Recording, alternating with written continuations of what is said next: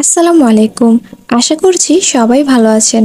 শুরু করতে যাচ্ছি আমি পদ্মজা উপন্যাসের প্রথম পর্ব। ফাহিমা ক্লান্ত হয়ে ধপ করে ফ্লোরে বসে পড়ল।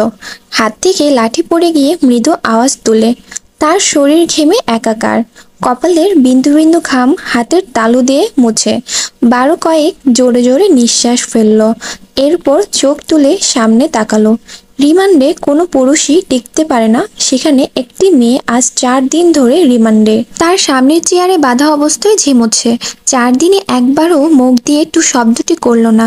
শারীরিক মানসিক কত নির্যাতন করা হয়েছে, তবুও ব্যর্থতা আর্তনাদ অব্দি করেনি।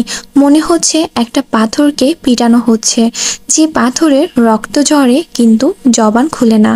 তখন সেখানে আগমন ঘটে ইন্সপেক্টর তুষারের। তুষারকে দেখে ফাহিমা কাতর সুরে বলল, সম্ভব না। আর কিছুতেই কথা বলছে না। তুষার অভিজ্ঞ চোখে মেয়েটিকে 2 সেকেন্ড দেখল, এরপর গম্ভীর কণ্ঠে ফাহিমাকে বলল, আপনি যান। ফাহিমা এলোমেলো পা ফেলে চলে যায়। তুষার একটা চেয়ার নিয়ে মেয়েটির সামনে বসলো। বেশ কিছুক্ষণ চুপ থেকে বলল, আপনার সাথে আজ আমার প্রথম দেখা। মেয়েটি কিছুই বলল না, তাকালোও না। তুষার মেয়েটির দিকে শুকনো দৃষ্টি মেলে তাকালো, বলল, মা বাবাকে মনে পড়ে? মেয়েটি চোখ তুলে তাকায়। ঘোলাটে চোখ, কাটা ঠোঁট থেকে রক্ত ঝরছে। চোখের চারপাশ গাঢ় কালো, চোখ দুটি লাল। মুখের এমন রং রিমান্ডে আসা সব আসামির হয়। তুষার মুখের প্রসঙ্গভঙ্গি আগের অবস্থানে রেখেই আবারও প্রশ্ন করল, মা বাবাকে মনে পড়ে? মেয়েটি মাথা নাড়ায়, মনে পড়ে তার। তুষার একটু ঝুঁকে। মেয়েটি অসহায় দৃষ্টি মেলে তাকায়। তুষার মেয়েটির হাতের বাঁধন খুলে দিয়ে নির্বিকার ভঙ্গিতে প্রশ্ন ছুড়ল, নাম কি? যদিও তুষার মেয়েটির নাম সহ পুরো ডিটেলস জানে, তবুও জিজ্ঞেস করলো। তার মনে হচ্ছে মেয়েটি কথা বলবে। সত্যি তাই হলো। মেয়েটি ভারাক্রান্ত কণ্ঠে নিজের নাম উচ্চারণ করলো, পদ্ম। আমি আমি পদ্মজা। পদ্মজা হেলে পড়ে তুষারের উপর। তুষার দ্রুত ধরে ফেলল। উঁচু কণ্ঠে ফাহিমাকে ডাকলো, মিস ফাহিমা, দ্রুত এগিয়ে আসুন। ফাহিমা সহ আরো 2 জন দ্রুত পায়ে ছুটে আসে। 1989 সাল। সকাল সকাল রশিদ ঘটকের আগমনে হেমলতা ভীষণ বিরক্ত হন। তিনি বারবার পই পই করে বলেছেন, পদ্মর বিয়ে আমি এখনই দিব না। পদ্মকে অনেক পড়াবো। তবুও রশিদ উদ্দিন প্রতি সপ্তাহে সপ্তাহে এক এক পাত্রের খোঁজ নিয়ে আসবেন। মেয়ের বয়স আর কতই হলো, মাত্র 16। শামসুল আলমের মেয়ের বিয়ে হয়েছে 24 বছর বয়সে।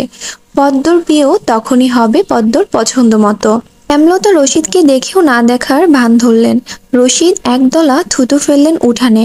এরপর হেমলতার উদ্দেশ্যে বললেন, বুঝেছো পদ্মর মা, এইবার যে পাত্র আনছি এক্কেবারে খাঁটি হীরা। হেমলতা বিরক্ত ভরা কণ্ঠে জবাব দিলেন, আমি আমার মেয়ের জন্য পাত্র চাইনি, তবুও বারবার কেন আসেন?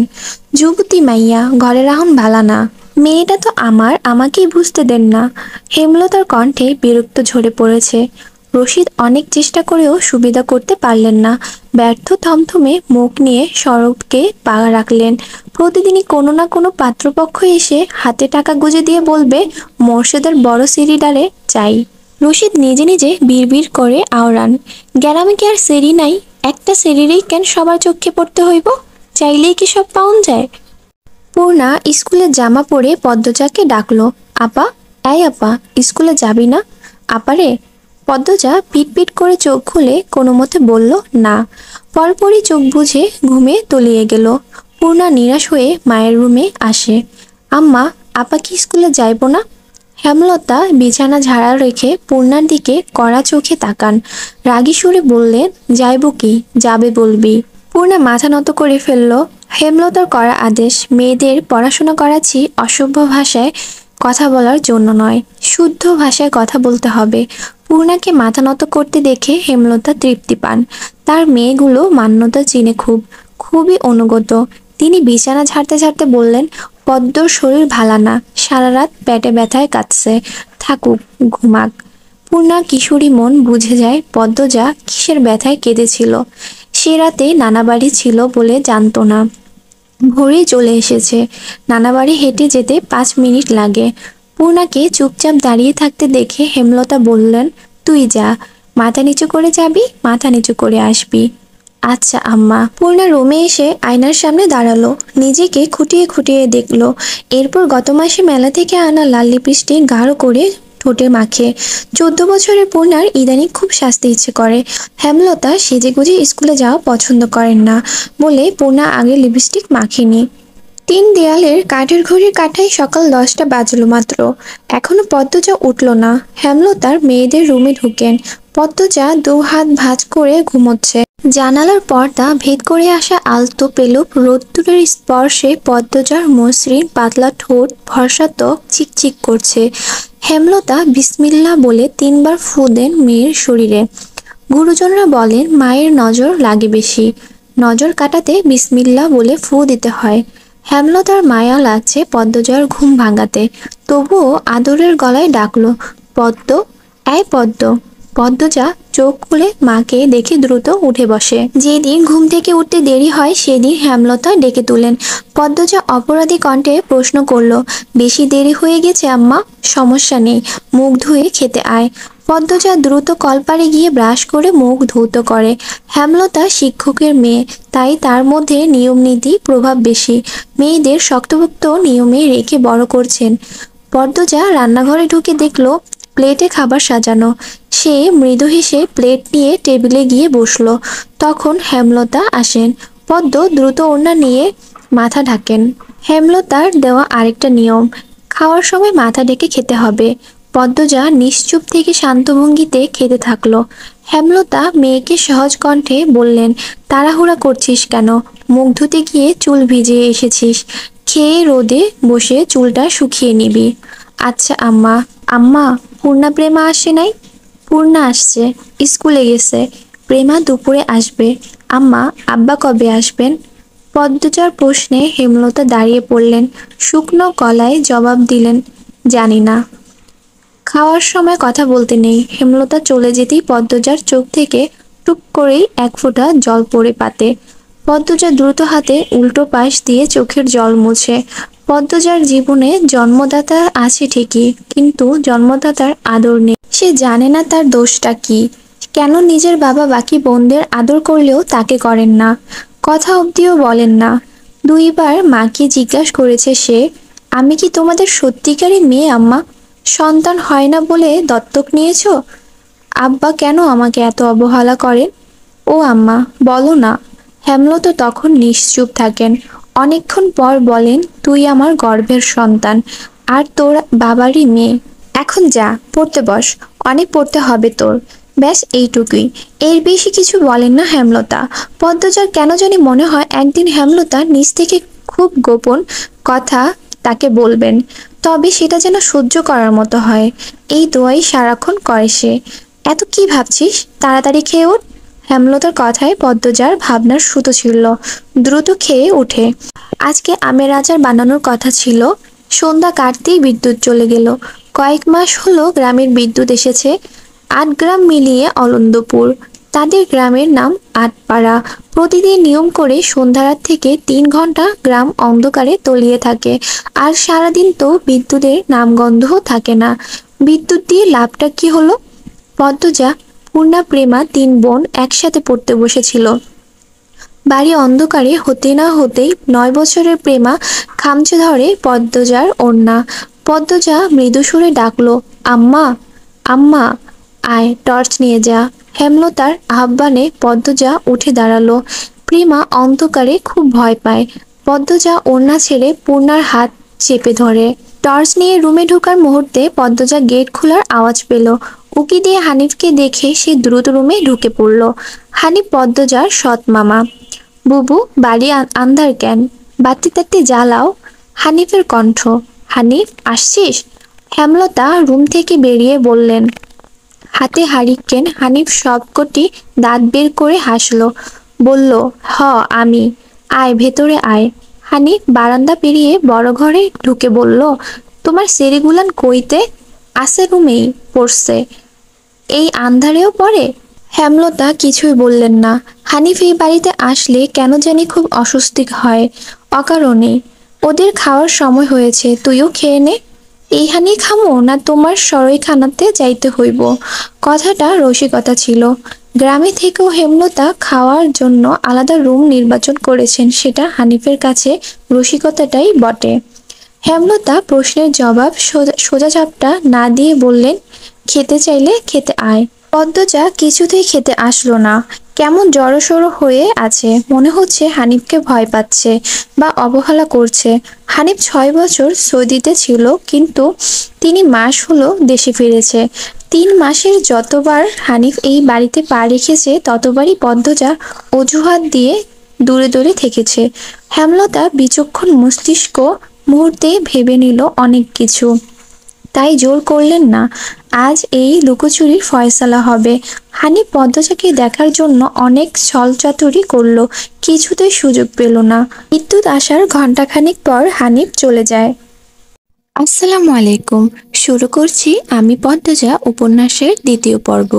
পূর্ণা প্রেমা রুমে ঢুকতেই পদ্মজা ঝাঁপিয়ে পড়ে, রুদ্ধশ্বাস কণ্ঠে বলল, কতবার না কইছি লোকটার পাশে বেশিক্ষণ না থাকতে, তোরা কেন শুনিস না আমার কথা? পূর্ণা ও প্রেমা বিস্ময় হতবিম্বল। পদ্মজা কখনো তাদের এমন নিষেধ দেয়নি, তাহলে এখন কেন এমন বলছে? হেমলতা রুমে ঢুকতেই পদ্মজা চুপসে গেল। পদ্মজা, আমার রুমে আয়। মায়ের এমন কণ্ঠ শুনে পদ্মজার কলিজা কেঁপে যায়। হেমলতা নিজের ঘরে চলে যান। হেমলতা মেয়ের দিকে তীক্ষ্ণ দৃষ্টিতে তাকিয়ে আছেন। পদ্মজা নতজানু হয়ে কাঁপছে। সুন্দরীরা ভীতু আর বোকা হয় তার দৃষ্টান্ত প্রমাণ পদ্মজা। হেমলতার খুব মায়া হয় পদ্মজার সাথে উঁচু কণ্ঠে কথা বলতে। পদ্মজা রূপসী বলেই হয়তো। গোপনে আবেগ লুকিয়ে তিনি বজ্রকণ্ঠে প্রশ্ন করল, কি লুকোচ্ছিস? হানিফের সামনে কেন যেতে চাচ্ছিস না? আর সে কি করেছে? পদ্মজা ফোপাতে থাকে। হেমলতা সেকেন্ড কয়েক সময় নিয়ে নিজেকে সামলান। কণ্ঠ নরম করে বললেন, হানিফ ধড়িবাজ লোক, সৎ ভাই বলে বলছি না। আমি জানি তার ব্যাপারে যে কোনো কথা আমার বিশ্বাস হবে। তুই বল, কি লুকোচ্ছিস? মায়ের আদুরে কণ্ঠে পদ্মজা আচমকা বাঁধভাঙা নদীর মতো হু হু করে কেঁদে উঠল। বাড়িটা মরল বাড়ি নামে পরিচিত। পদ্মজার দাদার নাম ছিল মিয়াফর মরল। তিনি গ্রামের একজন সম্মানিত লোক ছিলেন। 6 কাঠার জমির উপর টিনের বিশাল বড় বাড়ি বানিয়েছিলেন 4 ছেলের জন্য। 2 ছেলে 16 বছর আগে 1971 সালের যুদ্ধে নিহত হয়েছে। 2জন টকবকে যুবক ছিল, আর একজন 8 বছর বয়সে কলেরা রোগে গত হলো। বাকি রইল মোর্শেদ মোড়ল, বর্তমানে এই বাড়ির মোর্শেদের অধীনে, যদিও তিনি থাকেন না সব সময়। পুরো বাড়ির চারপাশে জুড়ে গাছগাছালি, বাড়ির পিছনে নদী। রাত 9টা বাজলেই পরিবেশ নিশুতি রাতের রূপ ধারণ করে। রাতের এই নির্জন প্রান্তর ঝিঝি পোকারা ডাকে ছেয়ে গেছে। ঝিঝির পোকার সাথে পদ্মজার ভাঙা কান্না মিলেমিশে ভৌতিক পরিবেশ সৃষ্টি করেছে। মনে হচ্ছে কোনো আত্মা তার ইহজীবন না পাওয়ার কোনো বস্তুকে শোকে এমন মরা সুর ধরেছে। হেমলতা পদ্মজাকে টেনে পাশে বসান। পদ্মজা ডান হাতের উল্টো পাশ দিয়ে চোখের জল মুছে হেমলতাকে বলল, আমার সৌদিতে যাওয়ার আগের দিন আমাদের সবার দাওয়াত ছিল না নানা বাড়ি? খালামণি ভাই বোনেরা এসেছিল। সেদিন ঢাকা থেকে যাত্রার লোক আসছিল স্কুলে, মনে আছে আম্মা? আছে। উঠোনে ধপ করে একটা আওয়াজ হয়। হেমলতা পদ্মজা কেঁপে উঠল। পূর্ণা প্রেমা দরজার কান পেতে রেখেছিল মা বোনের কথা শুনতে। হুট করে কিছু পড়ে যাওয়ার আওয়াজে হয়তো দুজনে ভয় পেয়ে যায়। দরজা ঠেলে হুড়মুড়িয়ে রুমে ঢুকে পড়ে। হেমলতা বড় মেয়ের সাথে গোপন বৈঠক ভেঙে দ্রুত পায়ে বারান্দায় এসে দাঁড়ান। উঠানে বিদ্যুৎ নেই, হারিকেন জ্বালানো। পিছনে 3 মেয়ে এসে দাঁড়িয়েছে। একজন মায়ের 3 মেয়ে নিয়ে এত বড় বাড়িতে বাস করাটাও কিন্তু যুদ্ধ বটে। হেমলতা গলা উঁচিয়ে প্রশ্ন করল, কে কে ওখানে? আমি। চিরপরিচিত এই কণ্ঠ চিনতে হেমলতার বিড়ম্বনা হলো না। তিনি ব্যস্ত পায়ে উঠোনে নেমে আসেন। গেটের পাশে মোর্শেদ মোড়ল পড়ে রয়েছেন। গায়ে চাদর, হাঁপড়ের মতো বুক উঠানামা করছে তার, যেন দম ফুরিয়ে যাচ্ছে। হেমলতা 2 হাতে মোর্শেদকে আঁকড়ে ধরল। পদ্মজা পূর্ণা দৌড়ে আসে। মোর্শেদের এমফাইসিমা রোগ আছে। এই রোগে অল্প চলাফেরাতেই শ্বাসটানের উপক্রম হয় এবং দম ফুরিয়ে যায়। শ্বাস নেবার সময় গলার শিরা ভরে যায়। 3 মা মেয়ে মোর্শেদকে ধরে রুমে নিয়ে আসে। মোর্শেদ হুটহাট করে এভাবে বাড়ি ফিরেন। কখনো কাক ডাকা ভোরে, কখনো নিশুতি রাতে বা কখনো কাঠফাটা রোদে। মোর্শেদ মোড়লের এমফাইসিমা রোগটা ধরা পড়ে 7 বছর আগে। মোর্শেদের এজমা ছিল, আবার ধূমপানও খুবই আসক্ত ছিলেন। ফলে ফুসফুসের এই রোগটা খুব দ্রুত আক্রমণ করে বসে। মোর্শেদ খানিকটা সুস্থ হয়ে রাত 1টার দিকে ঘুমালেন। পূর্ণাবিরেমা রুমে গিয়ে শুয়ে পড়েছে। পদ্মজা বারান্দার রুমে ঝিম মেরে বসে আছেন। জানালার বাইরে চোখের দৃষ্টি, জ্যোৎস্না গলে গলে পড়ছে। কি সুন্দর দৃশ্য! পদ্মজার মন বলছে মা আসবে তার খোঁজে, পুরোটা ঘটনা শুনতে আসবেই। সত্যি তাই হলো। কিছুক্ষণ পরে হেমলতা আসলেন। আম্মা, বাতিটা নিভিয়ে দাও, বলল পদ্মজা, কণ্ঠ খাদে নামানো। হেমলতা বাতি নিভিয়ে পদ্মজার পাশে বসেন। পদ্মজা তৈরি ছিল, তবুও অপ্রস্তুত হয়ে পড়ে। খুব অস্বস্তি হচ্ছে। সে গোপনে দীর্ঘশ্বাস ছাড়ল। পদ্মজা তখন 4র্থ শ্রেণীর ছাত্রী, বয়স 10 ছিল। খুব কম বয়সেই তাকে স্কুলে পাঠানো শুরু করেন হেমলতা। সেদিন নানা বাড়িতে সবার দাওয়াত পড়ে। হানিফ চলে যাবে সৌদিতে, তাই এত আয়োজন। পরিবারের মিলন আসর বসে। স্কুল মাঠেও সেদিন নাচ গান অনুষ্ঠিত হয়। বাড়ির সবাই সেখানেই চলে যায়। বাড়িতে থাকে শুধু পদ্মজা, পদ্মজার বৃদ্ধ নানা আর হানিফ। পদ্মজা ঘুমেছিল, তাই বাকিদের সাথে যেতে পারেনি।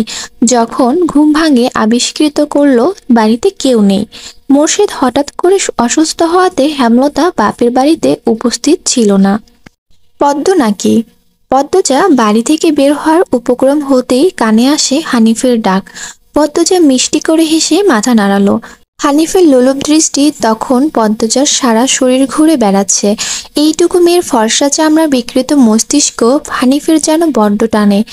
আয় তো, আয় ঘরে আয়। সহজ সরল শিশুসুলভ পদ্মজা মামার ডাকে সাড়া দিল। সে শুনেছে মামা ভাগ্নে যেখানে, আপদ নাই সেখানে। অথচ সেদিন সে মামাকেই ঘোর বিপদ হিসেবে জানলো। পদ্মজা রুমে ঢুকতেই হানিফ দরজা লাগিয়ে দিল।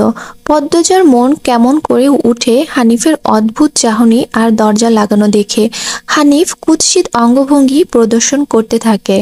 পদ্মজার দেখতে খুব খারাপ লাগছে, ভয় করছে। এদিকে আয় তো, তোর লগে গল্প করি। হানিফ বিছানায় বসে পদ্মজাকে কাছে ডাকে। পদ্মজা কাছে যেতে সংকোচ বোধ করে। হানিফ পদ্মজার ডান হাতে ধরে টেনে কোলে বসায়। তুই জানোস তুই যে সবার থেকে বেশি সুন্দর? হানিফের প্রশ্ন পদ্মজার কানে ঢুকেনি। সে মোচড়াতে থাকে হানিফের কোল থেকে নামার জন্য। আপত্তিকর স্পর্শগুলো পদ্মজার খুব খারাপ লাগছে, কাঁদতে ইচ্ছে করছে। মস্রাস ক্যান্সারি, শান্তি মতো বইয়া থাক। মামা মেলা থেকে সাজনের জিনিস কিনা দিব। হানিফ শক্ত করে 2 হাতে ধরে রেখেছে পদ্মজাকে। পদ্মজা কিছুতেই নামতে পারছে না। মামা, আমি চলে যাব, কাঁদো কাঁদো হয়ে বলল পদ্মজা। কই যাবি? মামার ধারে থাক, বলল হানিফ। হানিফের শক্তপোক্ত হাতের স্পর্শগুলো শুধু অস্বস্তি দিচ্ছে না, স্পর্শকাতর জায়গাগুলো ব্যথায় বিষিয়ে উঠেছে। পদ্মজা কেঁদে ওঠে, ভেজা কণ্ঠে বলল, বাড়ি যাব আমি, ব্যথা পাচ্ছি মামা।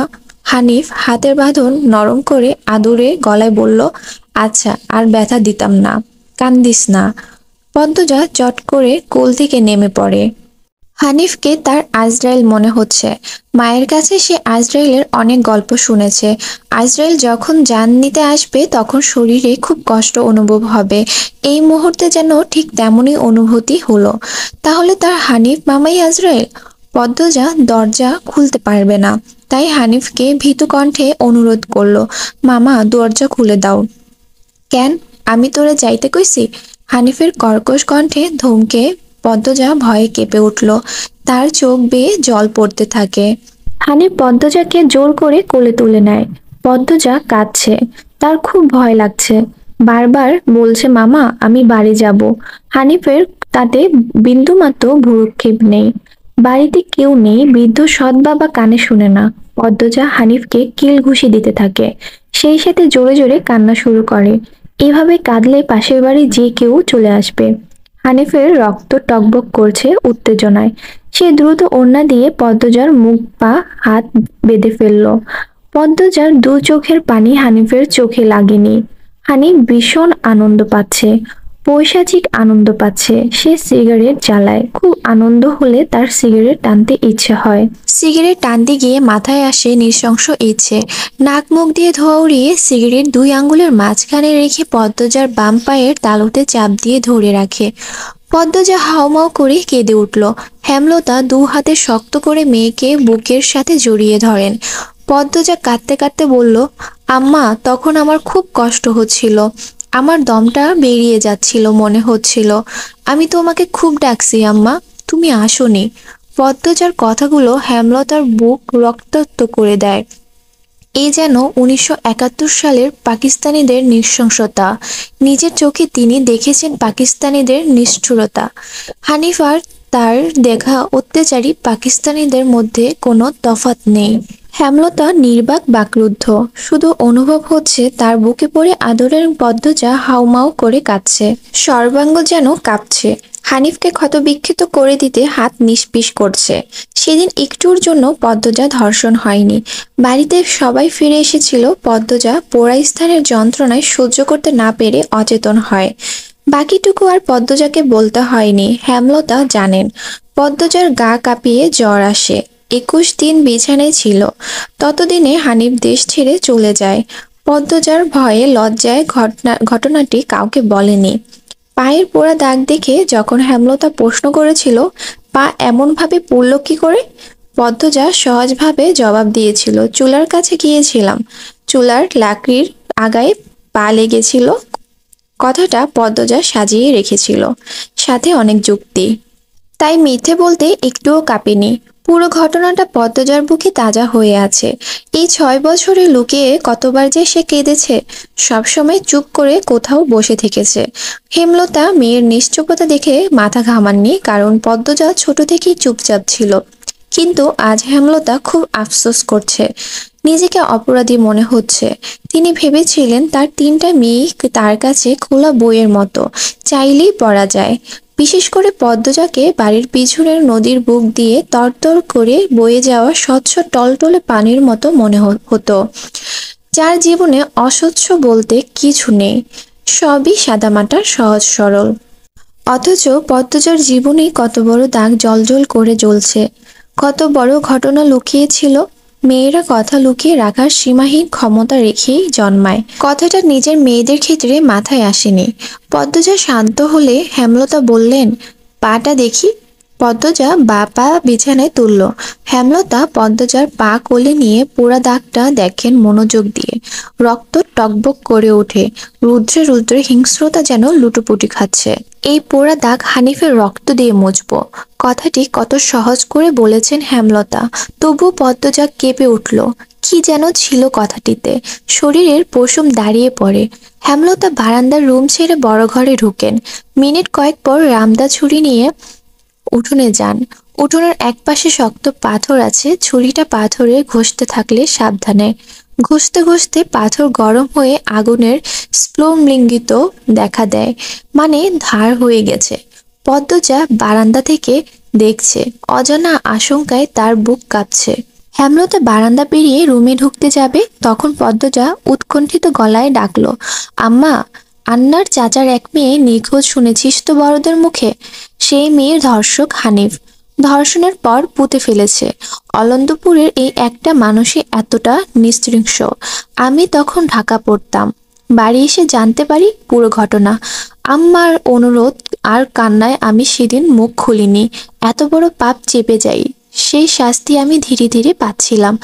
আজ পুরোপুরি পেয়ে গেলাম। আমার পাপের শাস্তি শেষ হয়েছে। হেমলতা কথা শেষ করে জায়গা ত্যাগ করলেন। কি ধারালো প্রতিটা বাক্য!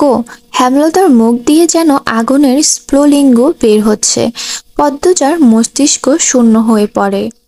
বাকি পর্বগুলো পাওয়ার জন্য অবশ্যই সাবস্ক্রাইব করে বেল আইকনে ক্লিক করে রাখবেন, তাহলে পর্বগুলো আসার সাথে সাথে আপনাদের কাছে পৌঁছে যাবে।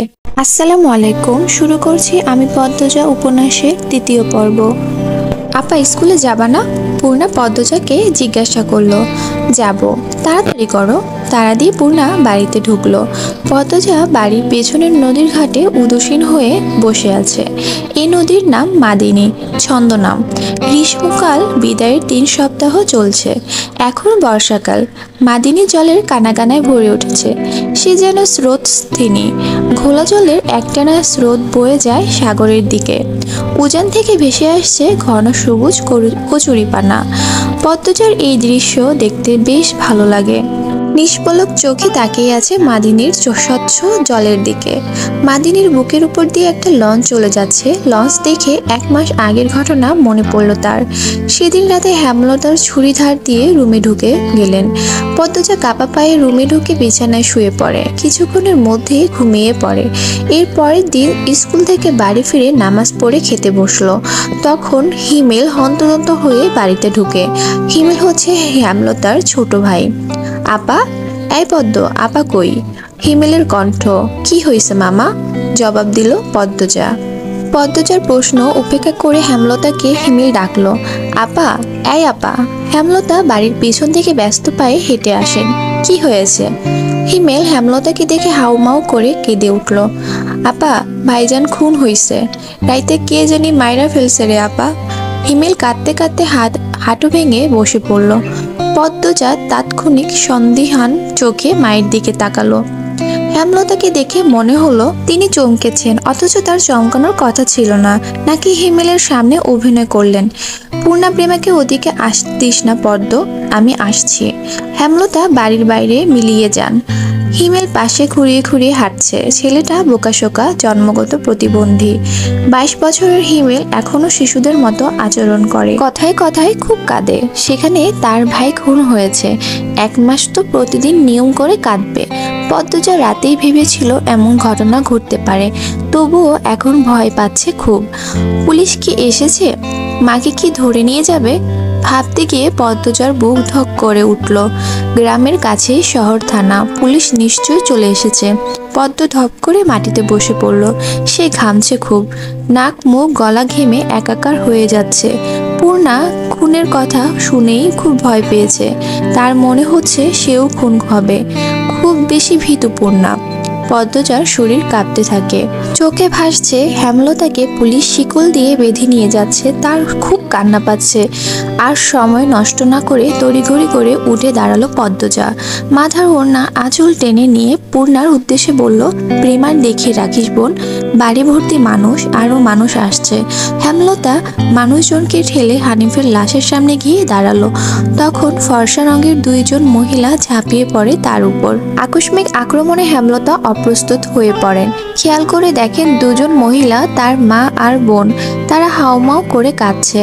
কিন্তু হেমলতা তো কান্না পাচ্ছে না। ব্যাপারটা লোক চোখও ঠেকছে না। একটু কি কান্নার অভিনয় করা উচিত? হানিফের মৃতদেহ দেখে মনে হচ্ছে কেউ ইচ্ছে মতো কুপিয়েছে। হেমলতা তা দেখে শান্তি লাগছে। এমন শান্তি অনেকদিন পাওয়া হয়নি। পদ্মজা সেখানে উপস্থিত হয়। হেমলতার নজর পড়ে।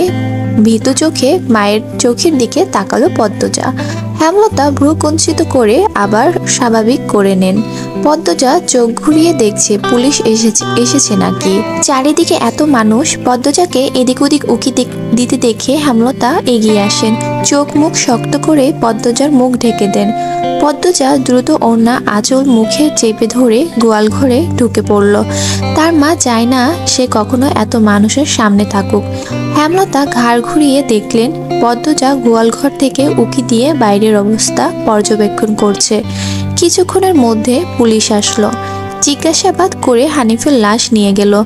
লোক মুখে শোনা যায় হানিফ খুন হয়েছে শেষ রাতে। এরপর নদীতে ফেলে দেওয়া হয়। লঞ্চ ঘাটে লাশ ভাসে। হেমলতাকে পুলিশ নিয়ে যায়নি বলে পদ্মজা স্বস্তির নিঃশ্বাস নিল। মানুষের ভিড়ও কমে যায়। হেমলতা মা কাঁদতে কাঁদতে ক্লান্ত হয়ে উঠানে এক কোণে বসে আছেন। পদ্মজা গুটি পায়ে গোয়ালঘর থেকে বেরিয়ে আসলো। হেমলতা পদ্মজার দিকে তাকিয়ে মৃদু হাসেন। এই হাসি দেখলেন হেমলতার মা মঞ্জুরা। তিনি কিছু একটা ভেবে নেন। হেমলতার কাছে এসে কিরমির করে বললেন, তুই খুন করছস? তোমার কেন মনে হচ্ছে এমন? হেমলতার কণ্ঠ স্বাভাবিক, অথচ পদ্মজা এই প্রশ্ন শুনে ভয় পেয়েছে খুব। যদি নানু পুলিশকে বলে দেয়? পুলিশ তো তার মাকে নিয়ে যাবে। কাল রাইতে তুই আইসিলি হানিফের ঘরে, আমি দেখি নাই? রাগে কাঁদছেন মঞ্জুরা। আসছি। হেমলতার নির্বিকার স্বীকারোক্তি। কেন মারলি আমার স্যারারে? তোর কি ক্ষতি করছে? আসছি বলেই আমি খুন করেছি? এত রাতে তুই তার কাছে আর কি দরকারে আইবি? আমি তাকে মারতে যাব কেন? মঞ্জুরা আহত দৃষ্টিতে তাকিয়ে আছেন হেমলতার দিকে। হেমলতার চোখ মুখ শক্ত। নিস্তবতা কাটিয়ে মঞ্জুরা চেঁচিয়ে উঠলেন, পুলিশের কাছে যাবো আমি। পদ্মজা কেঁদে উঠল, অস্পষ্ট কণ্ঠে বলল, নানু এমন করো না। হেমলতা নিচু সুরে কঠিন করে বললেন, আমার মেয়েদের থেকে আমাকে দূরে সরানোর চেষ্টা করো না আম্মা, ফল খুব খারাপ হবে। পদ্মজার মনে হলো মঞ্জুরা ভয় পেয়েছে। মঞ্জুরা সবসময় হেমলতাকে ভয় পান। তিনি চুপসে যান, শুধু ঘৃণা ভরা দৃষ্টি নিয়ে হেমলতার দিকে তাকিয়ে থাকেন। পদ্মজা বুঝে উঠতে পারে না তার নানু কেন ভয় পায় মাকে।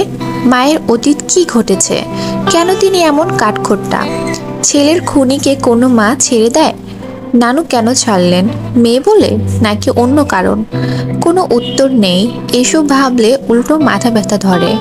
অন্য 8-10টা পরিবারের মতো কেন না তারা? নাকি গোপনে সব পরিবারের এমন জটিলতা আছে? প্রশ্ন হাজারটা, উত্তর কোথায়? সেদিন রাতে খাওয়ার সময় হেমলতা নিম্ন সুরে পদ্মজাকে বললেন, পদ্ম। জি আম্মা। আমি হানিফকে খুন করিনি। কারা করেছে তাও জানি না। কথাটি শুনে পদ্মজা খুব চমকায়। তার মা মিথ্যে বলে না। তাহলে কারা খুন করলো? পদ্মজা প্রশ্ন করলো, তাহলে শেষ রাতে মামার কাছে কেন গিয়েছিলেন আম্মা? হেমলতা জবাব দেননি। খাওয়া ছেড়ে উঠে যান। পদ্মজার ভাবনার সুতো কাটলো কারো পায়ের আওয়াজ শুনে। ঘাড় ঘুরিয়ে মোর্শেদকে দেখতে পেল। মোর্শেদ পদ্মজাকে ঘাটে বসে থাকতে দেখে বিরক্তির কপাল কুঁচকান। এই সিরি জায়ান থাইকা। পদ্মজার কান্না পায়, খুব খারাপ লাগে। নিঃশব্দে এক ফোঁটা জল গড়িয়ে পড়ে। তা আড়াল করে ব্যস্ত পায়ে বাড়ির ভিতর চলে যায়। কয়েক মাস তার পদ্মজার ম্যাট্রিক পরীক্ষা। 3 বোন বই নিয়ে সড়ক উঠল। পদ্মজার কোমর অবধি ওড়না দিয়ে ঢাকা। পূর্ণা এক নাগাড়ে বকবক করে যাচ্ছে। স্কুলে যাওয়া অবধি কথা বন্ধ হবে না। মাঝে মাঝে জোরে জোরে হাসছে। মেয়েটার হাসির রোগ আছে বোধ হয়। একবার হাসি শুরু করলে আর থামে না। পদ্মজা বারবার বলছে, আম্মা রাস্তায় কথা বলতে আর হাসতে মানা করছে। চুপ কর না। তবুও পূর্ণা হাসছে। বাড়ির বাইরে এসে মুক্ত পাখির মতো আচরণ করে। তাকে দেখে মনে হয় খাঁচা থেকে মুক্ত হয়েছে। পদ্ম, ওই পদ্ম, খাড়া। পদ্মজা ক্ষেতের দিকে তাকালো। লাবণ্য ক্ষেতের আইল ভেঙে দৌড়ে আসছে। লাবণ্য আর পদ্মজা একই শ্রেণীতে পড়ে। লাবণ্যর কাছে এসে হাঁপাতে থাকলো। শান্ত হওয়ার পর 4 জন মিলে স্কুলের উদ্দেশ্যে হাঁটা শুরু করলো। বাংলা পড়া শিখে এসেছি আজ। পদ্মর প্রশ্ন আগ্রহ করে লাবণ্য বলল, আরে সেরি বাড়িতে শুদ্ধ ভাষার কথা কইলে বাইরে কি কইতে হইব? আমি আঞ্চলিক ভাষা পারি না। লাবণ্য অসন্তুষ্ট প্রকাশ করলো। সে অলন্দপুরের মাতব্বরের বাড়ির মেয়ে। তাদের বাড়ির সবাই শিক্ষিত, তবুও তারা আঞ্চলিক ভাষায় কথা বলে। পরিবারের 2-3 জন সদস্য ছাড়া। আর পদ্মজার 14 গোষ্ঠী মূর্খ, 2-3 জন ছাড়া। তবুও এমন ভাব করে আঞ্চলিক ভাষা নাকি পারে না। সত্যি আমি পারি না। ছোট থেকে আম্মা শুদ্ধ ভাষা শিখিয়েছেন। উনিও বলেন, তাই শুদ্ধ ভাষায় কথা বলতেই আরাম পাই। পূর্ণা তো পারে, আমার চেষ্টা করতে ইচ্ছে হয় না। আচ্ছা বাদ দে, শুন, কাল আমরার বাড়িতে নায়ক নায়িকার আইব। পূর্ণা বিগলিত হয়ে প্রশ্ন করলো, কেন আইব? কোন নায়ক? শুটিং করতে? ছবির শুটিং? পদ্মজা এসবে কোনো আগ্রহ পাচ্ছে না। পূর্ণা খুব আগ্রহ বোধ করছে। সপ্তাহে একদিন সুমিদের বাড়িতে সাদা কালো টিভিতে সে ছায়াছবি দেখত। তাই অভিনয় শিল্পীদের প্রতি তার আগ্রহ আকাশ ছোঁয়া। পূর্ণা গদগদ হয়ে প্রশ্ন ছুড়ল, কোন নায়ক নায়িকা? বল না লাবণ্য আপা। দাঁড়া, মনে করি। পূর্ণা কৌতূহল নিয়ে তাকিয়ে আছে। লাবণ্য চোখ বুজে মনে করার চেষ্টা করলো। এরপর মনে হতেই বলল, লিখন শাহ আর চিত্রা দেবী। তুমি আমার ছবি, নায়ক নায়িকা। স্কুলের যাওয়ার পুরোটা পথ লাবণ্য আর পূর্ণা ছায়াছবি নিয়ে আলোচনা করলো। মূল বক্তব্যে ছিলেন লিখন শাহ।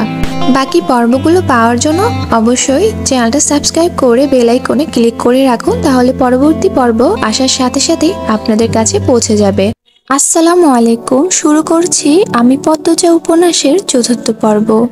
দিনটাকে পদ্মজার অলক্ষণে মনে হচ্ছে। সকালে উঠে দেখলো লাল মুরগিটার একটা বাচ্চা নেই, নিশ্চয়ই শিয়ালের কারবার। রাতে মুরগির খোপের দরজা লাগানো হয়নি, আর এখন আবিষ্কার করলো দেয়াল ঘড়িটার কাঁটা ঘুরছে না।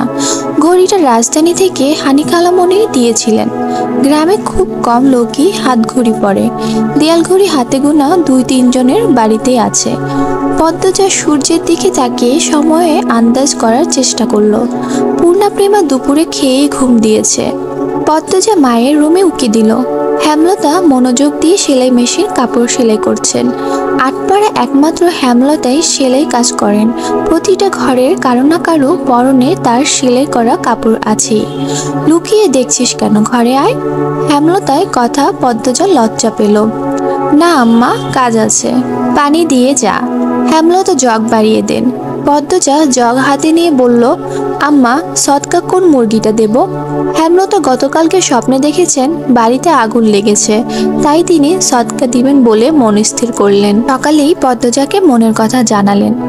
সাদা মোরগটা দিয়ে দিস। মুন্না কি আসছে? না, প্রতিদিন বিকেলবেলা তো পানি নিতে আসে, কিছুক্ষণ পরেই আসবে। হেমলতা আর কথা বাড়ালো না। পদ্মজা কলপার থেকে পানি নিয়ে আসে। আসরের আজানের সাথে সাথে মুন্না আসলো। গ্রামের সচ্ছল পরিবার নেই বললেই চলে। হাতে গোনা কয়েকটা পরিবার সচ্ছলতা আছে। হেমলতা পরিবারটা টিকে আছে হেমলতার তীক্ষ্ণ বুদ্ধি এবং পরিশ্রমের জন্য। পুরো আটবারের টিউবওয়েল মাত্র 5টা। পদ্মজাদের টিউবওয়েল থেকে পানি নিতে প্রতিদিন অনেকেই আসে। তার মধ্যে নিয়মিত একজন মুন্না, 10 বছরের একটা ছেলে। মা নেই, বাবা পঙ্গু, সদরে বসে ভিক্ষা করে। পদ্মজা মোরগ নিয়ে কলপাড়ে এসে দেখে মুন্না নেই। একটু সামনে হেঁটে এসে ঘাটে মুন্নাকে দেখতে পেল। ডাকলো, মুন্না। মুন্না ফিরে তাকায়। পদ্মজার হাতে সাদা মোরগ দেখে মুন্না খুব খুশি হয়। পদ্মজা না বললেও বুঝে যায় সৎকা পাবে আজ। মুন্না এগিয়ে আসলো, দাঁত কিলিয়ে হাসলো। হাসছিস কেন? নে মোরগ, তোর আব্বাকে নিয়ে খাবি। মুন্না যে খুব খুশি হয় তা দেখেই বোঝা গেল। খুশিতে গদগদ হয়ে মোরগটাকে জড়িয়ে ধরল। পদ্মজার ঠোঁট দুটি নিজেদের শক্তিতে প্রশান্তিত হাসিতে মেতে উঠল। কি সুন্দর মুন্নার হাসি! পদ্মজা বলল, খুব খুশি? হ। দোয়া করবি আমরা যেন ভালো থাকি। করবাম আপা। আচার খাবি মুন্না? হ, খাইবাম। পদ্মজা আবারও হাসলো। মুন্না পেটুক, খাওয়ার কথা শুনলেই চোখ চকচক করে ওঠে। পদ্মজা আচার নিয়ে আসে। মুন্নার সাথে বসে আরাম করে খায়। মুন্না একটু একটু করে খেতে খেতে বলল, আপা তুমি খুব ভালো। তাই? হ। বড় হইয়া তোমারে বিয়া করবাম আমি। পদ্মজা বিষম খেল। দ্রুত এদিক ওদিক তাকিয়ে দেখলো কেউ শুনলো নাকি। বিয়ে তার কাছে খুব লজ্জাজনক শব্দ। বিয়ে নামটা শুনলেই লজ্জায় লাল টুকটুকে হয়ে যায়। ফিসফিসিয়ে মুন্নাকে জিজ্ঞেস করলো, বিয়ের কথা কোথায় শিখলি? আব্বা কইছে। আর বলবি না, এসো, যা বাড়ির যা। পদ্মজা তড়িঘড়ি করে বাড়ির ভিতর চলে যায়। রান্নাঘরে ঢুকে দেখলো হেমলতা রান্নার প্রস্তুতি নিচ্ছেন। সন্ধ্যার পর বিদ্যুৎ থাকে না, হারিকেন জ্বালিয়ে রান্না করতে হয়। প্রতিদিন ঘরে একটা হারিকেন আর রান্নাঘরে একটা হারিকেন জ্বালানোর অনেক খরচের ব্যাপার। তাই তিনি বিকেলে রাতে রান্না সেরে ফেলেন। আম্মা আমি রাধি। লাগবে না, সাহায্য করো শুধু। পদ্মজা চোখ ঘুরিয়ে দেখলো কি কাজ করা যায়। কোনো সাহায্যর প্রয়োজন নেই। হেমলতা নির্বিকার ভঙ্গিতে বললেন, আয়। সিঁড়ি আনবো না লাহারি ঘরে আছে? লাহারি ঘরে নেই। পদ্মজা মায়ের আদেশ পেয়ে যেন চাঁদ পেয়েছে, এমনভাবে দ্রুত ছুটে গেল লাউ আনতে। লাউ, বরবটি, ঢেঁড়স, করলা, কাঁকরোল, চিচিঙ্গা, পটল, ঝিঙ্গা ইত্যাদি ইত্যাদি সব রকমের সবজির মেলা বাড়ির চারপাশ ঘিরে। পদ্মজা সাবধানে ঘাসের উপর দিয়ে লাউ গাছের দিকে এগোয়। বর্ষাকাল হওয়াতে জোকের উপদ্রব বেড়েছে। জোকের ভয় অবশ্য নেই তার। হেমলতা পদ্মজার যাওয়ার পানে ঝিম মেরে কতক্ষণ তাকিয়ে থাকেন। মেয়েটাকে দেখলে তার মন মন বিষণ্ণতায় ভরে ওঠে।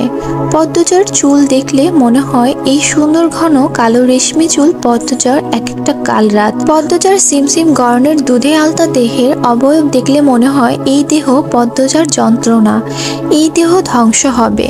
পদ্মজার অষ্টদয়ে নিম্নে স্থির হয়ে থাকা কালো শুকনো তিল দেখলে মনে হয় এই তিল পদ্মজার এক জীবনের কান্নার কারণ। হেমলতা পদ্মজার রূপের বাহার নিতে পারেন না। কেন কৃষ্ণকুলীর ঘরে ভুবন মোহিনী রূপসীর জন্ম হলো? জন্ম মৃত্যু বিয়ে কারো হাতে না। যদি থাকতো হেমলতা মোর্শেদকে বিয়ে করতেন না এবং পদ্মজার মতো রূপসীর জন্ম দিতেন না। আল্লাহর কাছে রূপসী মেয়ে ভুলেও চাইতেন না। হেমলতার বুক চিরে দীর্ঘশ্বাস বেরিয়ে এলো। আজ শুক্রবার, স্কুল নেই। ফজরের নামাজ পড়ে তিন বোন পড়তে বসেছে। প্রেমা নামাজ পড়তে চায় না, ঘুমোতে চায়। হেমলতা মায়ের ভয়ে নামাজ পড়ে। সে ঝিমুচ্ছে আর পড়ছে। তা দেখে পদ্মজা আর পূর্ণা ঠোঁট টিপে হাসছে। হেমলতা বিরক্ত হন। প্রেমার তো পড়াই হচ্ছে না, সেই সাথে পদ্মজা পূর্ণার মনোযোগ নষ্ট হচ্ছে। তিনি কর্কশ কণ্ঠে ধমকে উঠলেন, প্রেমা ঘুমোচ্ছিস কেন? ঠিক হয়ে পড়। প্রেমা সচকিত হলো। চট করে চোখ খুলে ভয়ে তাড়াতাড়ি পড়া শুরু করলো। হেমলতা কিছুক্ষণ পর স্বাভাবিক গলায় বললেন, পড়তে হবে না, ঘরে গিয়ে ঘুমা। প্রেমা একটু অবাক হয়, পরে খুশি হয়ে ছুটে যায় ঘরে। পূর্ণা মুখ ভার করে ফেলল। তারও তো পড়তে ইচ্ছে করছে না, কিন্তু মা কখনো তাকে ছাড় দেন না। হয়তো ছোটবেলায় ছাড় দিতেন, মনে নেই। সে আবার খুব দ্রুত সব ভুলে যায়। ব্রেন ভালো প্রেমার, যা পড়ে মনে থাকে। পূর্ণা খুব দ্রুত ভুলে যায়। পদ্মজার সবকিছুই স্বাভাবিক, শুধু রূপ বাদে। সূর্য ওঠার সাথে সাথে মোর্শেদ বাড়িতে ঢুকেন। হাতে ঝাঁকি জাল আর বড়শি, কাঁধে পাটের ব্যাগ ঝুলানো। ভোরের মাছ ধরতে গিয়েছিলেন। মোর্শেদ বাড়ি ফিরলে পূর্ণা আর প্রেমা সবচেয়ে বেশি খুশি হয়। অর্থের জন্য হেমলতা খুব কম মাছ আনেন। মোর্শেদ বাড়িতে যতদিন থাকেন ততদিন মাছের অভাব হয় না। মোর্শেদ বলার পূর্বেই পূর্ণা ও প্রেমা গামলা নিয়ে ছুটে আসে উঠানে। মোর্শেদ কাঁধের ব্যাগ উল্টো করে ধরেন গামলার উপর। পুঁটি, ট্যাংরা, পাবদা, চিংড়ি মাছের ছড়াছড়ি। হেমলতা ভারী খুশি হন। পদ্মজা লতা দিয়ে চিংড়ি খেতে খুব পছন্দ করে, আর প্রেমা পূর্ণা পছন্দ করে পাবদা মাছের ভুনা। মেয়েগুলো খুব খুশি হয়েছে মাছ দেখে। তিনি জানেন মোর্শেদ বাড়ি থেকে বের হতেই পদ্মজা ছুটে যাবে বাড়ির পিছনে লতা আনতে। ভুনা লতা, আমার আরে পাবদা ভুনা কইরা দিবা, সবজি টুবজি দিয়া রানবা না। আব্বা, আপনি বাড়িতে থাকবেন? তাইলে তো প্রতিদিনই মাছ খেতে পারি। মোর্শেদ আর চোখে পদ্মজাকে একবার দেখে তীক্ষ্ণ চোখে হেমলতার দিকে তাকান।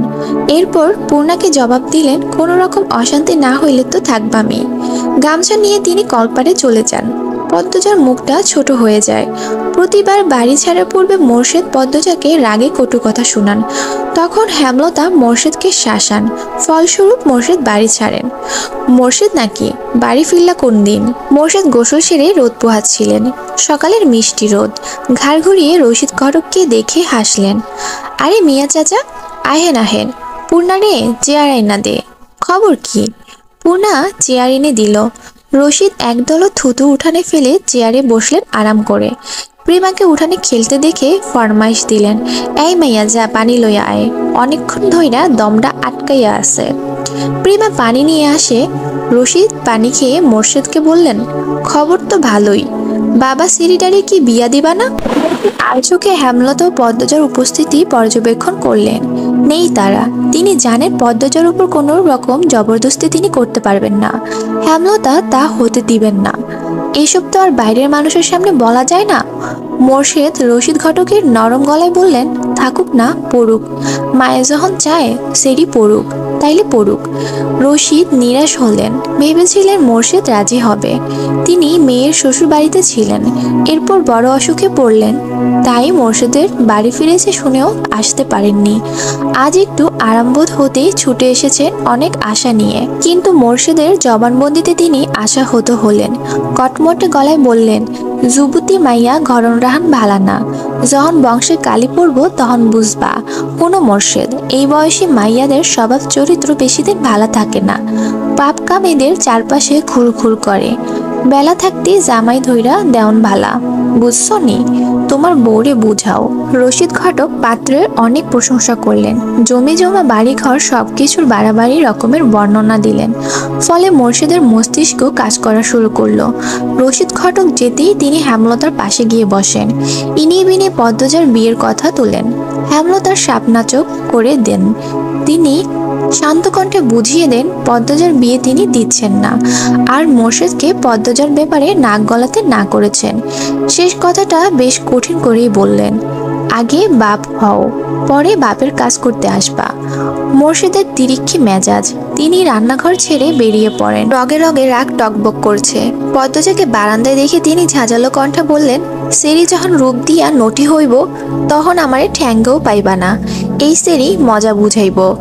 পদ্মজার চোখ বেয়ে জল বেরিয়ে পড়ে। হেমলতা রান্নাঘর থেকে বের হলেন মোর্শেদকে কিছু কঠিন কথা শোনাতে। পদ্মজা তখন দৌড়ে আসেন, হেমলতার হাত ধরে রান্নাঘরে ভিতরে নিয়ে যান। মোর্শেদ যতক্ষণ বাড়িতে থাকে তারও খুব ভালো লাগে। পূর্ণাপের মা কত খুশি হয়, বাড়িটা পরিপূর্ণ লাগে। সে চায় না তার বাবা ঝগড়া করে রাগ নিয়ে বাড়ি ছেড়ে চলে যাক। হেমলতার রাগে যেন কটমট করে উঠছে। এক ঝটকায় মায়ের হাত সরিয়ে দেন। তার সহ্য হয় না মোর্শেদকে। মানুষের কথা দ্বারা নিয়ন্ত্রিত হওয়া বদমেজাজির একজন মানুষ মোর্শেদ। ভালোটা কখনো বুঝে না, মানুষের কথায় নাচে। সারাক্ষণ মস্তিষ্কে একটা বাক্যই পূজা করে, মানুষ কি বলবে। মুষলধারে বৃষ্টি হচ্ছে। মাথার উপর বৃষ্টি নিয়ে মোর্শেদ বাড়ি ফেরেন। মুখ দেখে বোঝা গেল তিনি খুব খুশি। হেমলতাকে ডেকে বললেন, 1 মাসের লাইগা ঘরটা ছাইরা লাহারি ঘরে উঠা পড়ো। কিসে দরকারের জন্য? শুটিং করার লাইগা মাতাব্বুর বাড়ি যারা আইছে তারা বলি আমরার বাড়ির পছন্দ হইছে, বিরাট অঙ্কের টাকা দিব কইছে।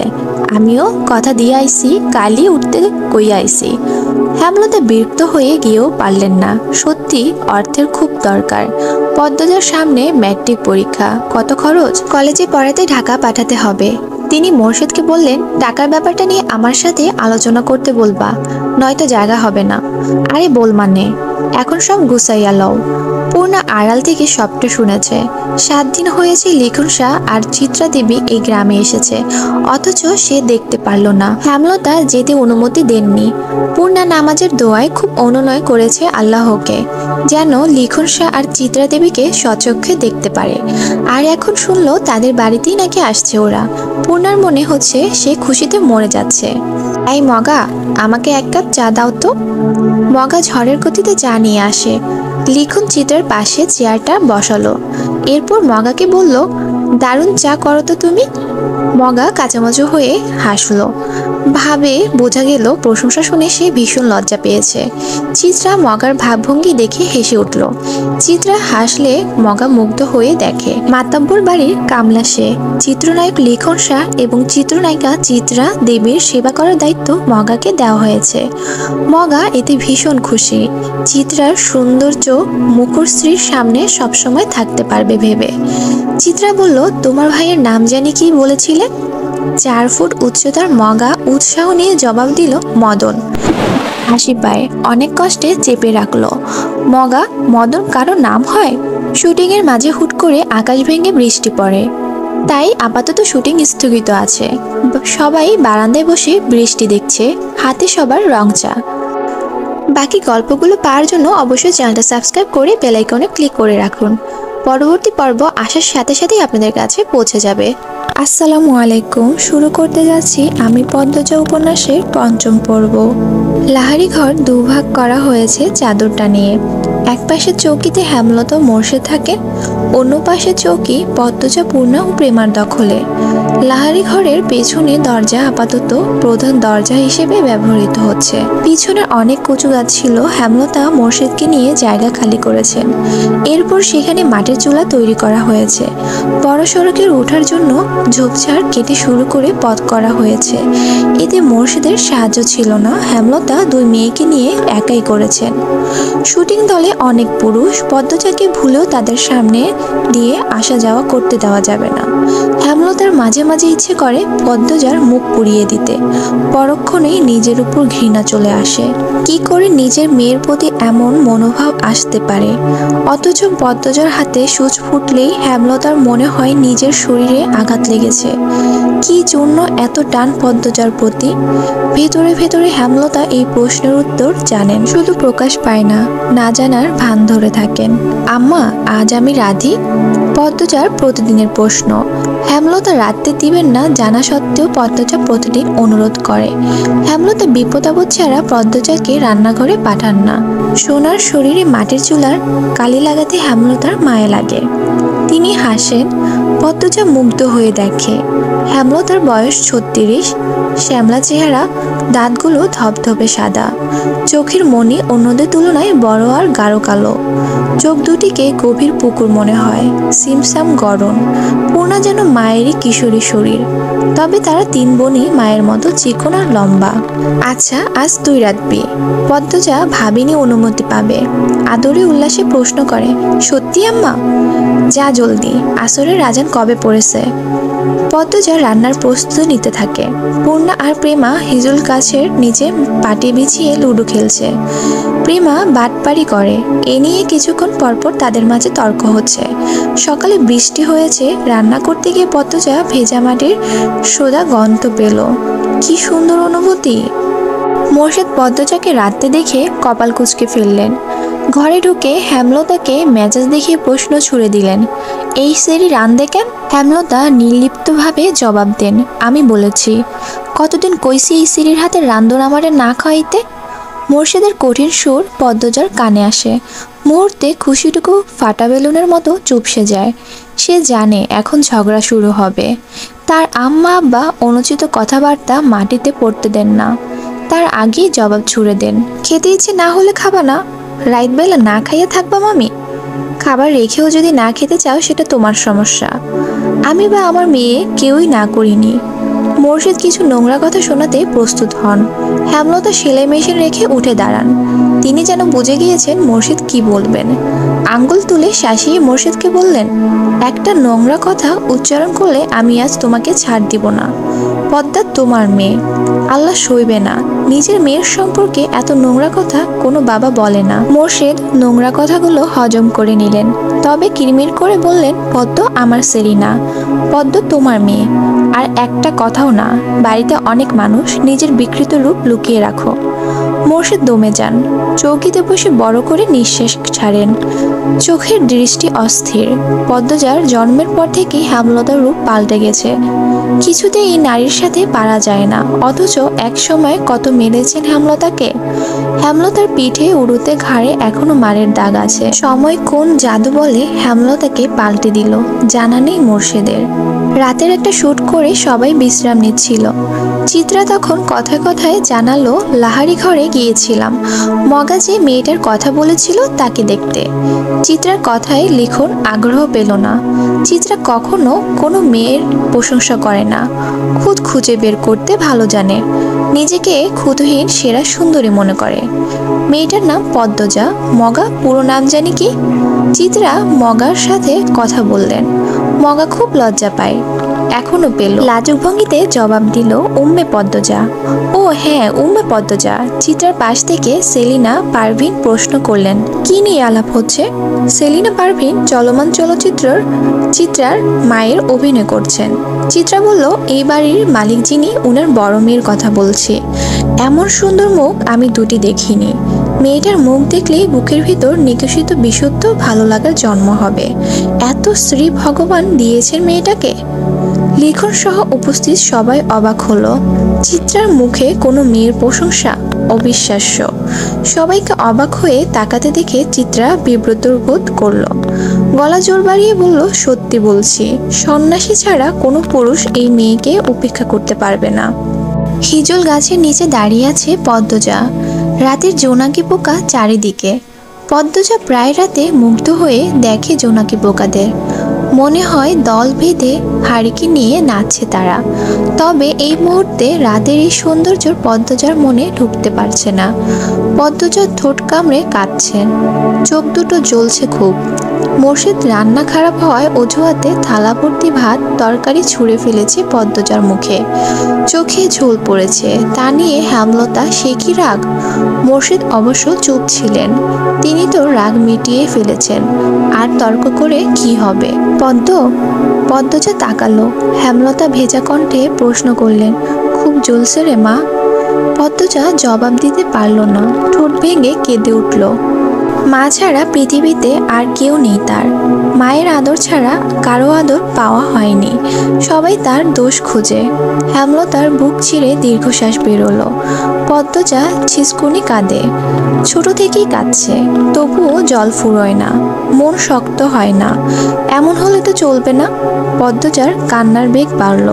হেমলতা সদ্য কাটা বড়গাছের বাকি অংশে বসলেন, চুপ করে পদ্মজার ফোঁপানো শুনছেন। পদ্মজা শান্ত হয়ে মায়ের পাশে বসলো, তার মাথা নত। হেমলতা উদাস গলায় বললেন, এভাবে চলবে না পদ্ম। পদ্মজা তাকালো। হেমলতা বললেন, শোন পদ্ম, কেউ আঘাত করলে কাঁদতে নেই, কারণ মানুষ আঘাত করে কাঁদানোর জন্যই। আর যখন উদ্দেশ্য সফল হয় তখন তারা শান্তি পায়। যে আঘাত করলো তাকে কেন শান্তি দিবি? শক্ত থাকবি, বুঝিয়ে দিবি তুই এত দুর্বল নয়। চারে তারে পাত্তা দিস না, হাজার কষ্ট কাঁদবি না। কান্না সাময়িক সময়ের জন্য মন হালকা করে, পুরোপুরি নয়। যে তোকে আঘাত করবে তাকে তুই তোর চলচলন দিয়ে ছিন্ন ভিন্ন করে দিবি। তখন তার মুখটা দেখে তোর যে শান্তিটা হবে সেটা কান্না করার পর হবে না। এই শান্তি স্থায়ী। হেমলতার কথা পদ্মজার উপর প্রভাব ফেলল না। সে করুণ সুরে বলল, কিন্তু আব্বার ব্যবহার আমার সহ্য হয় না আম্মা। আমার সাথে কেন এমন করে আব্বা? তাকে কখনো সামনাসামনি আব্বা ডাকার সুযোগ পেয়েছিস? পাসনি, তবুও কেন আব্বা আব্বা করিস? তাকে তুই পাত্তা দিবি না। তুমি খুব কঠিন আম্মা, তোকেও হতে হবে। আব্বা কেন এমন করে আম্মা? আমি কি আব্বার মেয়ে না? আব্বা কেন বারবার বলেন আমি তার মেয়ে না? হেমলতা চোখ সরিয়ে নেন।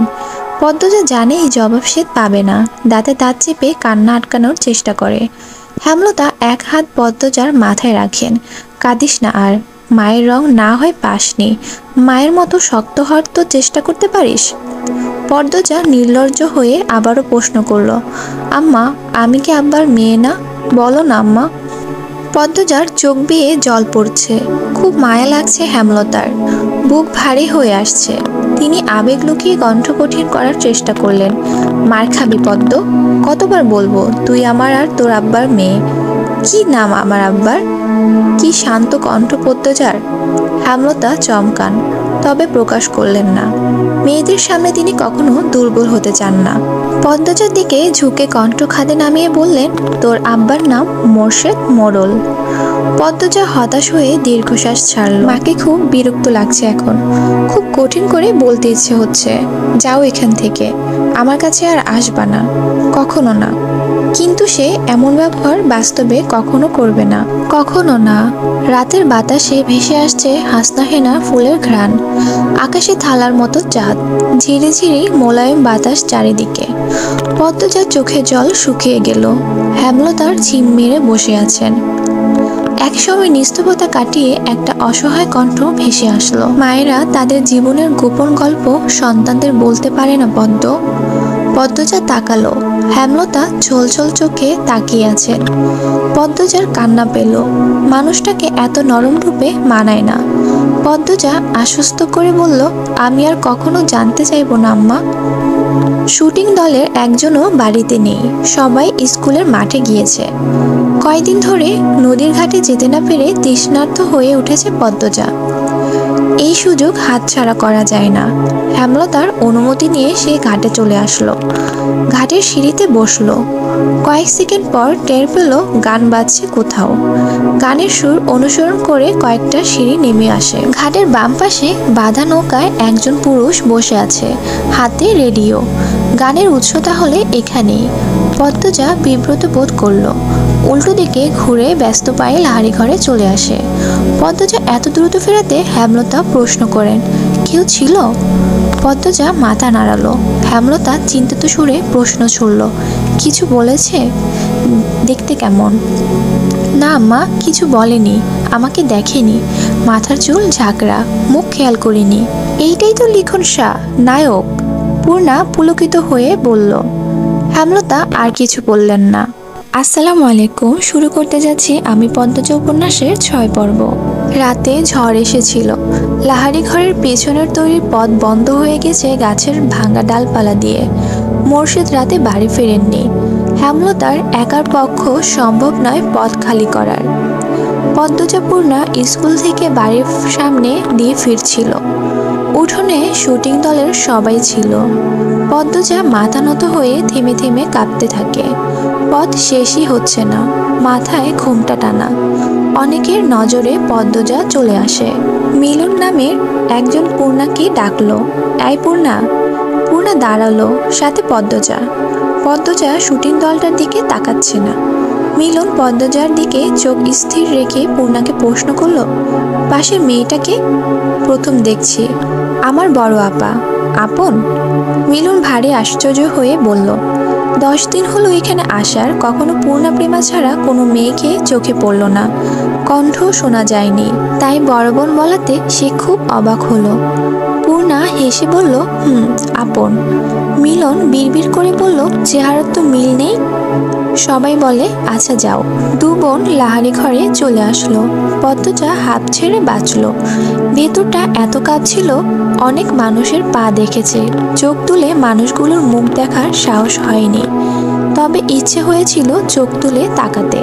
বিকেলে হাজেরা আসলো, সবুর মিয়ার স্ত্রী। সবুর দিন রাত গাঁজা খেয়ে পড়ে থাকে, বউ বাচ্চাদের খবর রাখে না। হাজেরা এর বাড়ি ওর বাড়ি ওটা এটা চেয়ে নেয়, এরপর 2 বাচ্চা নিয়ে খায়। পদ্মজার খুব মায়া হয় হাজেরার প্রতি। হাজেরা আসতেই হেমলতা পদ্মজার উদ্দেশ্যে প্রশ্ন ছুড়লেন, লাউ গাছে কয়টা লাউ দেখছিস?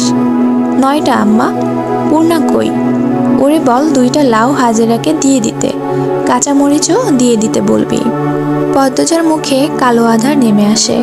হেমলতার পদ্মজার মুখ দেখে বুঝতে পারেন পূর্ণা বাড়িতে নেই, টিভি দেখতে গেছে, তাই না? পদ্মজাকে দ্বিধাগ্রস্ত হতে দেখা গেল। বিব্রতভাবে বলল, আম্মা আমাকে বলে গেছে তুই ওর অভিভাবক, একটু শরীরটা খারাপ লাগছে বলে শুয়েছি, এমনি সুযোগ লুটে নিছে। আম্মা আমার দোষ, পূর্ণারে কিছু বলো না। পদ্মজার ভেজা কণ্ঠ হেমলতা রাগ উড়িয়ে দিল। তিনি অন্যদিকে মুখ করে শুয়ে বললেন, হাজেরারে নিয়ে যা, ঘুমটা টেনে যাবি, বেগুন বেশি হলে কয়েকটা দিয়ে দিস। পদ্মজার মন ভরে গেল। তার মা এত বেশি উদার, কখনো কাউকে ফিরিয়ে দেন না। সামর্থ্যের মধ্যে আরও বেশি কিছু দেওয়ার মতো থাকলে তিনি কার্পণ্য করেন না। তবে হাজেরার স্বভাব অভাবে নষ্ট হয়েছে, চুরি করার প্রবণতা আছে, তাই পদ্মজাকে যেতে বলেন। উঠোনের এক কোণে এবং লাহারি ঘরের ডান পাশে লাউয়ের মাচা, 9টা লাউ ঝুলে রয়েছে, তরতাজা টাটকা সবুজ পাতা নজর কাড়ে। পদ্মজা বাড়ির দিকে তাকালো না। একটা লাউ হাজেরার হাতে দিয়ে বলল, কি দিয়ে রাতবা? জানি না গো পদ্ম, গিয়া দেহি মাছ মিলানি যায়নি। তোমার ছেলেটার ঠান্ডা কমছে? পদ্মজা কাঁচামরিচ ছিঁড়ে হাজেরার আঁচল ভরে দিল। হাজেরা গুনগুন করে কাছে আর বলছে, স্যারাডা সারাদিন মাটিত পইরা থায়ে একলা একলা, রাইত হইলে জ্বরে কাঁপে, দম ফালাইতে পারে না। ডাক্তার দেখাচ্ছ না কেন? টেহা লাগবো না, কই পাইবাম? তুমি মাতাব্বর বাড়িতে যাও, শুনেছি উনারা খুব দান খয়রাত করেন। হাজেরা বাধ্যর মতো মাথা নাড়ালো। বেগুন গাছ বাড়ির পিছনে। পদ্মজা বাড়ির পিছনে সাবধানে আসলো। মনে মনে ভাবছে হাজেরা ছেলে সুস্থই আছে, সকালে সে দেখেছে। হাজেরা মিথ্যা বলেছে। মানুষের খুব অভাব পড়লে বুঝি এমনই হয়। এত সবজি আছে, টমেটো নেই, পাওয়া যাবে? পরিষ্কার সহজ গলায় বলা পুরুষালী কণ্ঠটি পদ্মজাকে মৃদু কাঁপিয়ে তুলল। ঘুরে তাকালো। লিখনকে দেখে বিব্রত বোধ করল। কারো সামনে নিজের অস্বস্তি প্রকাশ করা উচিত না, কথাটি হেমলতা বলেছিলেন। পদ্মজা হাসার চেষ্টা করল। জবাব দিল, এই বর্ষাকালে টমেটো কোথায় পাবেন? বর্ষাকালে টমেটোর চাষ হয় না। টমেটো শীতকালীন ফসল, গ্রীষ্ম বর্ষাতে তো পাওয়া যায়। পদ্মজা অস্বস্তি লুকিয়ে রাখতে পারছে না। স্কুলের শিক্ষক আর খুব আপন মানুষগুলো ছাড়া কোনো পরপুরুষের সাথে তার কখনো কথা হয়নি। লিখনের সাথে কথা বলতে গিয়ে তার জবান বন্ধ হয়ে যাচ্ছে। সে চুপচাপ বেগুন বুঝিয়ে দিল হাজেরাকে। লিখন বলল, আমি তো কতবার বর্ষাকালে টমেটোর সালাদ তৈরি করেছি, হয়তো টমেটোর জাত আলাদা ছিল। সাধারণত আমাদের শীতকালেই টমেটো হয়। কথা শেষ করে দ্রুত লাহারি ঘরে ফিরল সে। মনে হচ্ছে পরপুরুষের সাথে কথা বলা ঘোর পাপ হয়ে গেছে। পাপ মোচন করতে হবে। ঘরে ঢুকে ঢকঢক করে 2 গ্লাস পানি খেলো। হেমলতা ঘুমাচ্ছেন, নয়তো পদ্মজার মুখ দেখে নির্ঘাত বুঝে যেতেন কিছু একটা ঘটেছে। পদ্মজা ভক্তি নিয়ে আল্লাহ তাআলার প্রতি শুকরিয়া আদায় করলো। হেমলতা সালোয়ার কামিজ সেলাই করছিলেন, তখন বারান্দার সামনে একজন পুরুষ লোক এসে দাঁড়ালো। হেমলতা শাড়ির আঁচল মাথায় টেনে নেন, জিজ্ঞাসুক দৃষ্টি নিয়ে তাকান। লোকটি হেসে বলল, আমি মিলন, শুটিং দলের। হেমলতা জোরপূর্বক হাসেন আর চোখে ঘরের দরজার দিকে তাকান। পদ্মজা ঘুমোচ্ছে, দরজাটা লাগানো উচিত। কোনো দরকার না, এমনি দেখতে আসলাম। কতদিন হলো আপনাদের বাড়িতে উঠলাম আর এদিকটাই আসা হয়নি। হেমলতা পেঁচিয়ে কথা বলা পছন্দ করে না, সরাসরি বলে উঠলেন, এদিকে আসা নিষেধ। আপনাদের বলা হয়নি? মিলনের চোখে মুখে ছায়া নেমে আসে। সে অপমান বোধ করলো, আমতা আমতা করে বলল, আচ্ছা আসছি। মিলন স্ট্যান্ড ত্যাগ করলো। যাওয়ার পূর্বে তার তীক্ষ্ণ চোখের দৃষ্টি হেমলতার নজর এড়াতে পারল না। হেমলতা চোখ বুজে জীবনের হিসেব কষেন। এরপর ঘুমন্ত পদ্মজার দিকে তাকান। পূর্ণা যে পদ্মজার বেশি আগ্রহ শুটিং দেখায়। টিনের ছিদ্র আরো 2টো করেছে। লিখন শাহকে দেখলে তার মায়াময় কোমল অনুভূতি হয়। এই অনুভূতির নাম সে জানে না। শুটিংয়ে লিখন শাহ কত ভালোবাসেন চিত্রা দেবীকে। পদ্মজার দেখতে খুব ভালো লাগে। পূর্ণা তেলের বোতল নিয়ে বলল, আপা তেল দিয়ে দাও। সোনা বোন একটু দাঁড়া। পদ্মজা ছিদ্র দিয়ে লিখন শাহর হাসি কথা বলার ভঙ্গি দেখছে। লজ্জাও পাচ্ছে খুব। সময়টাকে থামিয়ে দিতে ইচ্ছে হচ্ছে। এই আপা, পরেও তো দেখতে পারবা, দিয়ে দাও না। আর একটু, শুটিং শুরু হচ্ছে, একটু। পূর্ণার বিরক্তিতে রাগ হয় খুব, কিন্তু সে তার আপাকে কিছু বলবে না। তার সব ইচ্ছে সঙ্গী, সব গোপন কথার সাক্ষী তার আপা। সে তার আপাকে খুব ভালোবাসে। মাঝে মাঝে মনে হয় মায়ের চেয়েও বেশি বোধ হয় সে তার আপাকেই ভালোবাসে, বা হয়তো না। পদ্মজা মিটমিটিয়ে হাসছে। পূর্ণা তেল রেখে ছিদ্র দিয়ে উকি দিল। না, তার এখন ভালো লাগছে না এসব দেখতে। চোখ সরিয়ে নিল। কিরে পদ্ম, কি দেখছিস? হেমলতার কণ্ঠ শুনে পদ্মজা চমকে উঠল, আরক্ত হয়ে উঠল। ডাকাতি করতে গিয়ে বাড়ির মালিকের কাছে ধরা পড়লে যেমন অনুভূতি হয়, তেমন অনুভূতি হচ্ছে পদ্মজার, বা আরো ভয়ঙ্কর অনুভূতি। হেমলতার দৃষ্টি টিনে ছিদ্রে গেল। সাথে সাথে পদ্মজা অনুভব করলো তার পায়ের নিচের মাটি কাঁপছে। পূর্ণা ভয়ার্ত চোখে একবার মাকে একবার বোনকে দেখছে। চিত্রের গুরু তো সে। হেমলতা তীক্ষ্ণ দৃষ্টি মেলে 2 মেয়েকে দেখল। 3টা ছিদ্র দেখেন। এরপর দৃষ্টি শীতল করে বললেন, শুটিং দেখছিলি? পদ্মজা বাধ্যর মতো মাথা ঝাঁকালো। হেমলতা রাগ হলো না। তিনি চৌকিতে বসে প্রশ্ন ছুড়লেন, ছিদ্রের বুদ্ধি কি পূর্ণার? প্রশ্নটা শুনে পূর্ণার গলা শুকিয়ে আসলো। 1 ফোঁটা পানি দরকার, নয়তো দম ফুরিয়ে যাবে। পদ্মজা চৌকিতে চোখ তুলে তাকালো। অসহায় কণ্ঠে বলল, আম্মা আর হবে না। পূর্ণাকে কিছু বলো না, ওর দোষ নেই। আমি। হেমলতা পদ্মজার কথা শেষ করতে দিলেন না। প্রেমাকে ডেকে জিজ্ঞাসা করলেন, প্রেমা তোর আব্বা কই? উঠানে। গিয়ে বল আমি ডাকছি। প্রেমা ছুটে গেল, আবারও ছুটে আসলো। হেমলতা বারান্দা পার হয়ে চুলার দিকে এগোলেন। তখন মোর্শেদ আসলেন। কি হইছে, ডাকো কেরে? লাহারি ঘরে একটা জানালা করে দাও, মেয়েদের চৌকির পাশে। কাঠ আছে মুরগির খোপের কাছে। কি জন্য? আমি চাইছি তাই। না পারলে বলো, অন্য কাউকে ডাকবো। তেরা কথা কন সারো। আমার তোমার সাথে ভালো করে কথা বলতে ভালো লাগে না। লাগবো কেরে? তোমার তো আমারে পছন্দ না। তোমার পছন্দ বিলে চোখা ব্যাটা স্যালারে। অহেতুক কথা বলো না। মাসের পর মাস কোথায় থাকো তা আমার অজানা নয়। রোগে ধরলেই লতার কথা মনে পড়ে। মোর্শেদ মিনিট খানেক রাগ নিয়ে তাকিয়ে থাকলেন। মোর্শেদ ঘণ্টাখানেক সময় নিয়ে 2 ফুট উচ্চতার জানালা করলেন। পর্দাটা পূর্ণা হতভাগ, সেই সাথে খুশি। হেমলতা ছোট পর্দা টানিয়ে দেন। রুম থেকে বাহিরে দেখা যায়, কিন্তু জানালার ওপাশে কে আছে বাহির থেকে দেখা যায় না। সন্ধ্যা মুহূর্তেই শুটিং শুরু হয়। পদ্মজা, পূর্ণা, প্রেমা চৌকিতে বসলো চিরা নিয়ে। তাদের চোখে মুখে খুশির ঝিলিক। হেমলতা তা দেখে মৃদু হাসলেন। বড় মেয়ে দুটো কখনো মুখ ফুটে আহ্লাদ করা কথা বলে না। না বলা সত্ত্বেও অনেকবার 2 বোনের ইচ্ছে পূরণ করেছেন তিনি। আর কিছু ইচ্ছে বুঝতে পারলেও পূরণের সামর্থ্য হয়নি হেমলতার। হেমলতা ঘরের বাইরে যেতেই পূর্ণা বলল, আমাদের মায়ের মতো সেরা মা আর কেউ নাই, তাই না আপা? মায়ের মতো কেউ হয় না, সবার কাছে সবার মা সেরা। আমাদের কাছে আমাদের মা সেরা, লাবণ্যর মা লাবণ্য আর ওর ভাইদের কাছে সেরা, মনির মা মনির কাছে সেরা।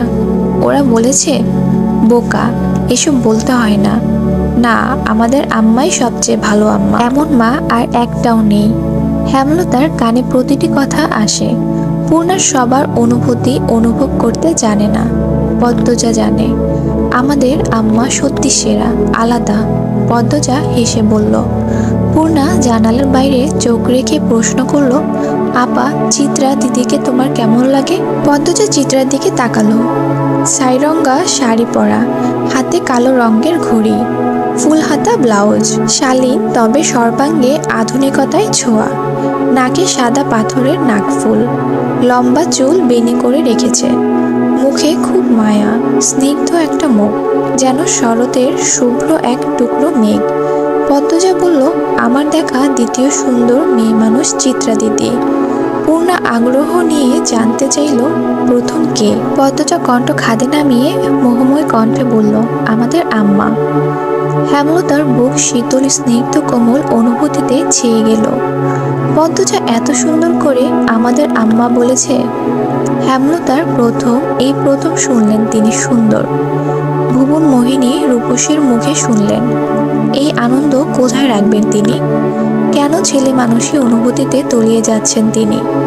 প্রেমা অবাক সুরে বলল, আম্মা তো কালো, চিত্রা দিদি চেয়েও সুন্দর কিভাবে? এভাবে বলছিস কেন প্রেমা? তুই ফর্সা হয়ে গেছিস বলে কালোকে ভালো মনে হয় না?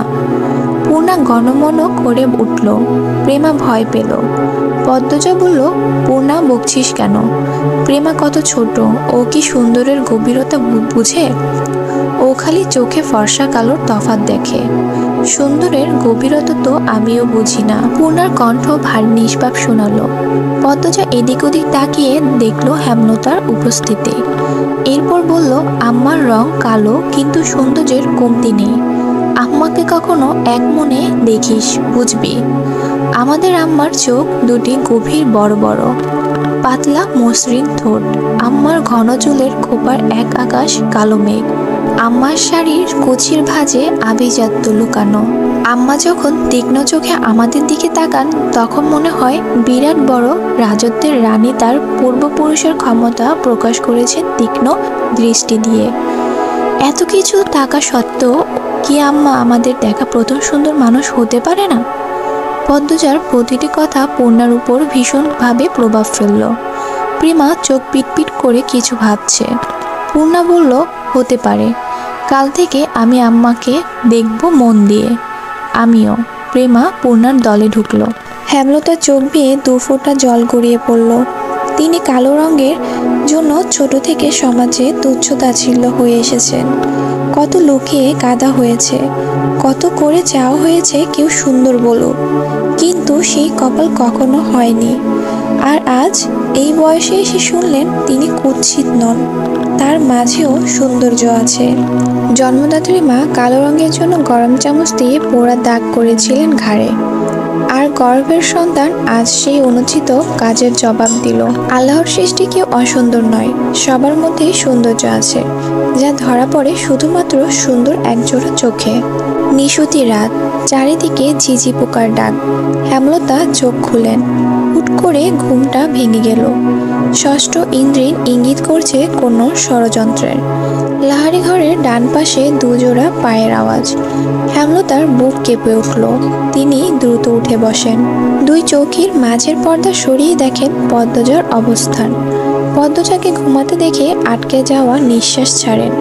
পায়ের আওয়াজ একদম পাশে শোনা যাচ্ছে। হেমলতা তীক্ষ্ণ দৃষ্টি নিয়ে ডান পাশে তাকান। গাঢ় অন্ধকার ছাড়া কিছু দেখা যাচ্ছে না, তবুও তিনি তাকিয়ে আছেন। অদৃশ্য গোপন শত্রুকে তিনি দেখতে পাচ্ছেন। কে ওখানে? আসসালামু আলাইকুম। শুরু করতে যাচ্ছি আমি পদ্মজা উপন্যাসের 7ম পর্ব। আলো ফুটার পূর্বে নিদ্রা ত্যাগ করে 4 মা মেয়ে একসাথে নামাজ পড়ল। এরপর বারান্দায় শীতল পাটি বিছিয়ে 3 বোন পড়তে বসলো। রাতভর ঝমঝম করে বৃষ্টি হয়েছে। বর্ষায় স্নানে স্নিগ্ধ প্রকৃতি, মায়াবী সকাল। এমন সকালে কেউ ঘুমোতে চায়, আর কেউ বা বই পড়তে পছন্দ করে, অথবা পছন্দের অন্য যে কোনো কাজ করে। পূর্ণার ঘুমাতে ইচ্ছে করছে, পড়া একদমই সহ্য হচ্ছে না। পড়া থেকে উঠেই সে মনোবাসনা পূর্ণ করতে বিছানায় গা এলিয়ে দিল। সাথে সাথে ঘুমে হারালো। পদ্মজা অনেক ডাকলো, উঠল না। এদিকে স্কুলে যাওয়ার সময় হয়েছে। হেমলতা বাইরের থেকে উকি দিয়ে প্রশ্ন করল, পূর্ণা ঘুমে? জি আম্মা। সে জানে না স্কুল আছে, তবুও কোন আক্কেলে ঘুমালো। মায়ের কঠিন সুরে পদ্মজা ভয় পেল। পূর্ণা নির্ঘাত মার খাবে আজ। সে হেমলতাকে আশ্বস্ত করে বলল, তুমি যাও আম্মা, পূর্ণা কিছুক্ষণের মধ্যে তৈরি হয়ে যাবে। হেমলতা জানেন পূর্ণা এত সহজে ঘুম থেকে উঠবে না। অহরহ এমন হয়ে আসছে। যতই আদর করে ডাকা হোক না কেন, বৃষ্টিমাখা সকালে তার ঘুম ছুটানো যায় না। বাঁশের কঞ্চি পূর্ণা খুব ভয় পায়। কঞ্চির বাড়ি না খাওয়া অবধি ঘুম পূর্ণাকে কিছুতেই ছাড়বে না। এই যেন ভূত ছাড়ানোর মতো। হেমলতা বাঁশের কঞ্চি আনতে যান। এদিকে পদ্মজা ডেকেই যাচ্ছে, পূর্ণা ওঠ, মাটা খাওয়ার আগে ওঠ। এই পূর্ণা, পূর্ণা রে, পূর্ণা ওঠ।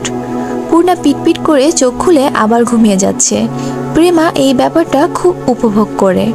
একটা মানুষ এত ডাকাডাকিতেও কি করে না জেগে থাকতে পারে? সে নিষ্কম্প স্থির চোখে তাকিয়ে আছে বড় 2 বোনের দিকে। হেমলতা হাতে বাঁশের কঞ্চি নিয়ে ঘরে ঢুকেন। তা দেখে পদ্মজা পূর্ণাকে জোরে চিমটি দিল। পূর্ণা মুখে বিরক্তিকর আওয়াজ তুলে আবার ঘুমিয়ে তলিয়ে গেল। তুই সর পদ্ম, ও মারের যোগ্য, পিটিয়ে ওর ঘুম ছুটাতে হবে। পদ্মজা মায়ের উপর কিছু বলার সাহস পেল না। দূরে গিয়ে দাঁড়ালো। হেমলতা পূর্ণার পায়ের গোড়ালিতে বাড়ি দেন। প্যাচ করে আওয়াজ হয়। পদ্মজা ভয়ে চোখ বুজে ফেলল। পা ছিঁড়ে গেছে বোধ হয়। ঘুমন্ত পূর্ণার মস্তিষ্ক জানান দেয় আম্মা এসেছেন এবং তিনি আঘাত করেছেন। সে চোখ খোলার আগে দ্রুত উঠে বসল। চোখ খুলতে খুলতে যদি দেরি হয়ে যায়। এরপর চোখ খুলল। বোকাশোকা মুখ করে মায়ের দিকে তাকালো পরিস্থিতি বুঝতে। পদ্মজা ঠোঁট টিপে হাসছে। প্রেমা জোরে হেসে দিল। হেমলতা তীক্ষ্ণ চোখে তাকাতেই হাসি থামিয়ে দিল। পূর্ণা ভীতু কণ্ঠে বলল, আর হবে না আম্মা, সে তো প্রতিদিনই বলিস। এমন সময় ঘন মেঘে আকাশ ছেয়ে গেল। পূর্ণা প্রেমা মনে মনে খুশি হলো। আজ আর স্কুলে যেতে হবে না। বাড়ি থেকে 2 ক্রোশ দূরে স্কুল। আম্মা নিশ্চয়ই যেতে না করবেন। পূর্ণা খুশি লুকিয়ে প্রশ্ন করলো, আম্মা মেঘ আসবে মনে হয়, যাবো স্কুলে? মেঘ কি করলো তোকে? যাবি স্কুলে। হেমলতা চলে যেতেই পূর্ণা ভ্রুকঞ্চন করলো। থম মেরে বসে রইল। পদ্মজা তাড়া দিল, বসে আছিস কেন? জলদি কর, নয়তো আবার পিটানি খাবি। পূর্ণা বিরক্তি নিয়ে তৈরি হলো। 3 বোন স্কুলের দিকে রওনা দিল। বর্ষাকাল চলছে। রাতে বিরতিহীনভাবে বৃষ্টি হয়েছে। রাস্তায় প্রচুর কাদা জমেছে। পথ চলা কষ্টকর। 3 বোন হাতে জুতা নিয়ে পা টিপে হাঁটছে। পিছলে পড়ে বই খাতা নষ্ট করার ভয় কাজ করছে মনে। অর্ধেক পথ যেতে না যেতেই আকাশ ভেঙে বৃষ্টি নামলো। পদ্মজা পথের পাশ থেকে বড় কচু পাতা ছিঁড়ে নিল 3টা। 3 বোন কচু পাতায় মাথা আড়াল করলো, কিন্তু দেহ ও বই খাতা আড়াল করা গেল না। ভিজে একাকার হয়ে যাচ্ছে। পূর্ণা বিরক্তি প্রকাশ করলো, ধ্যাত, ভিজে স্কুলে গিয়ে লাভ কি আপা? দেখ পায়জামা হাঁটু অবধি কাদায়, আর বৃষ্টি পানি দিয়ে কি হয়েছে? পদ্মজা চিন্তিত ভঙ্গিতে বলল, বুঝতে পারছি না কি করব, স্কুলে যাব নাকি বাড়ি ফিরে যাব? আপা বাড়ি যাই, বলল প্রেমা। পদ্মজা ভাবলো। এরপর 2 বোনকে বলল, ভিজে তো কতবারই গেলাম, আজও যাই, সমস্যা কি? অগত্য স্কুলে যেতেই হলো। স্কুল ছুটির আগেও বৃষ্টি পুরোপুরি থামেনি, তখন গুড়ি গুড়ি বৃষ্টি পড়ছিল। বৃষ্টিতে ভিজে ভিজেই বাড়ি ফেরার পথ ধরল দুই বোন। প্রেমার 1 ঘন্টা আগে ছুটি হয়েছে। পদ্মজা নিচু কণ্ঠে জিজ্ঞেস করলো, আব্বা আসছিল স্কুলে? আসছিল, প্রেমারে নিয়ে গেছে। তোর সাথেও তো দেখা করলো। পদ্মজার গলাটা করুণ শোনালো। পূর্ণার মন খারাপ হয়। আব্বা কেন তার এত ভালো আপাকে ভালোবাসে না? পূর্ণা, পড়ে যাবি, সাবধানে হাত। পদ্মজা সাবধান বাণী দিতে দিতে পূর্ণা ধপাস করে কাদামাটিতে পড়ল। পদ্মজা আঁতকে উঠল। পূর্ণার পা নিমিষে ব্যথায় টনটন করে ওঠে। পদ্মজা পূর্ণাকে তোলার চেষ্টা করে। পদ্মজাকে আঁকড়ে ধরেও উঠতে পারছে না পূর্ণা। কাঁদো কাঁদো হয়ে পদ্মজাকে বলল, আপা, পা ভেঙে গেল মনে হয়। কি ব্যথা করছে? মচকেছে বোধ হয়। ঠিক হয়ে যাবে, ওঠার চেষ্টা কর, আমার গলা ধরে চেষ্টা কর। গ্রামের পথ, গুড়ি গুড়ি বৃষ্টি, পথে কেউ নেই। গৃহস্থরা ভাত ঘুম দিয়েছে। সামনের বিলে থই থই জল, তার পাশে ক্ষেত, ডানে বামে কাদামাটির পথ, পিছনে ঝোপঝাড়। পদ্মজার সাহায্য করার মতো আশেপাশে কাউকে দেখতে পেল না। পূর্ণা পা সোজা করার শক্তি পাচ্ছে না। পায়ে প্রচণ্ড ব্যথা, ঠোঁট কামড়ে কাঁদছে সে। পদ্মজা না পারছে পূর্ণাকে তুলতে, আর না পারছে পূর্ণার কান্না সহ্য করতে। সে মনে মনে আল্লাহর কাছে সাহায্য প্রার্থনা করছে। পদ্মজার উৎসাহে পূর্ণা মনকে শক্ত করে পায়ের পাতা মাটিতে ফেলল। সাথে সাথে শরীর ব্যথায় বিজলি চমকালো। আপারে, পারছি না, আমার পা শেষ, মরে যাব আমি। এসব বলিস না, পায়ের ব্যথায় কেউ মরে যায়? আহত পা ফুলে 2 ইঞ্চি উঁচু হয়ে গেছে। তা দেখে আটকে পদ্মজার চোখ মুখ নীল হয়ে গেল। তার কান্না পাচ্ছে খুব। পদ্মজা পূর্ণার পায়ে আলতো করে চাপ দিতেই পূর্ণা চেঁচিয়ে উঠল, একটু সাবধানে হাঁটলে কি হতো? ইস, এখন কি কষ্টটা হচ্ছে। আপা, পা ব্যথা খেয়ে নিচ্ছে। পদ্মজা খুব কাছে পায়ের শব্দ পেল। চকিতে চোখ তুলে ক্ষেতের দিকে তাকালো। মুহূর্তে ঠোঁটে হাসি ফুটে উঠল। সে পূর্ণাকে বলল, পূর্ণা রে, আম্মা আসছে। হেমলতাকে দেখে পূর্ণার কলিজায় পানি পেল। মনে হলো মাকে দেখেই ব্যথা অনেকটা কমে গেছে। হেমলতা ছুটে আসেন, পূর্ণার মাথায় হাত বুলিয়ে দেন। কিছু হয়নি, এসব সামান্য ব্যাপার। এরপর পদ্মজাকে বললেন, তুই বইগুলো নে। হেমলতা এদিকে সেলাই করার কাপড় দিতে এসেছিলেন। যার কাপড় ছিল সে অসুস্থ, তাই যেতে পারছিল না। বাড়িতেও কোনো কাজ মন টিকছিল না, তাই চাঁদা নিয়ে বেরিয়ে পড়েন। ঘরে চুপচাপ বসে থাকার চেয়ে একটা মানুষকে সাহায্য করা ভালো। ফেরার পথে তিনি দূর থেকে দেখতে পেলেন 2টো মেয়েকে। একটা মেয়ে পথে বসে আছে, আরেকটা মেয়ে পাশে। বিপর্যস্ত অবস্থা তাদের। মেয়ে দুটিকে চিনতে পেরে বুক কেঁপে উঠল। পথ দিয়ে আসলে দেরি হবে, তাই তিনি ক্ষেতের পথ ধরেন। পূর্ণা ব্যথায় যেন নিঃশ্বাস নেওয়ার শক্তি পাচ্ছে না। একটা ভ্যান পাওয়া গেলে খুব উপকার হতো। 2 মিনিটের মাথায় ভ্যানের দেখা মিলল। অনেক দূরে ভ্যানের অবস্থান। ভ্যানে চিত্রা, লিখন সহ আরো 2 জন। তারা মাতাব্বর বাড়িতে গিয়েছিল। যখন কাছাকাছি ভ্যানের অবস্থান, তখন চিত্রা পদ্মজা আর তার মা বোনকে দেখল। উদ্বিগ্নতা নিয়ে ভ্যান থামাতে বলল। লিখনের নজর ব্যাপারটা আসতেই সে তাড়াহুড়া করে ভ্যান থেকে নামলো।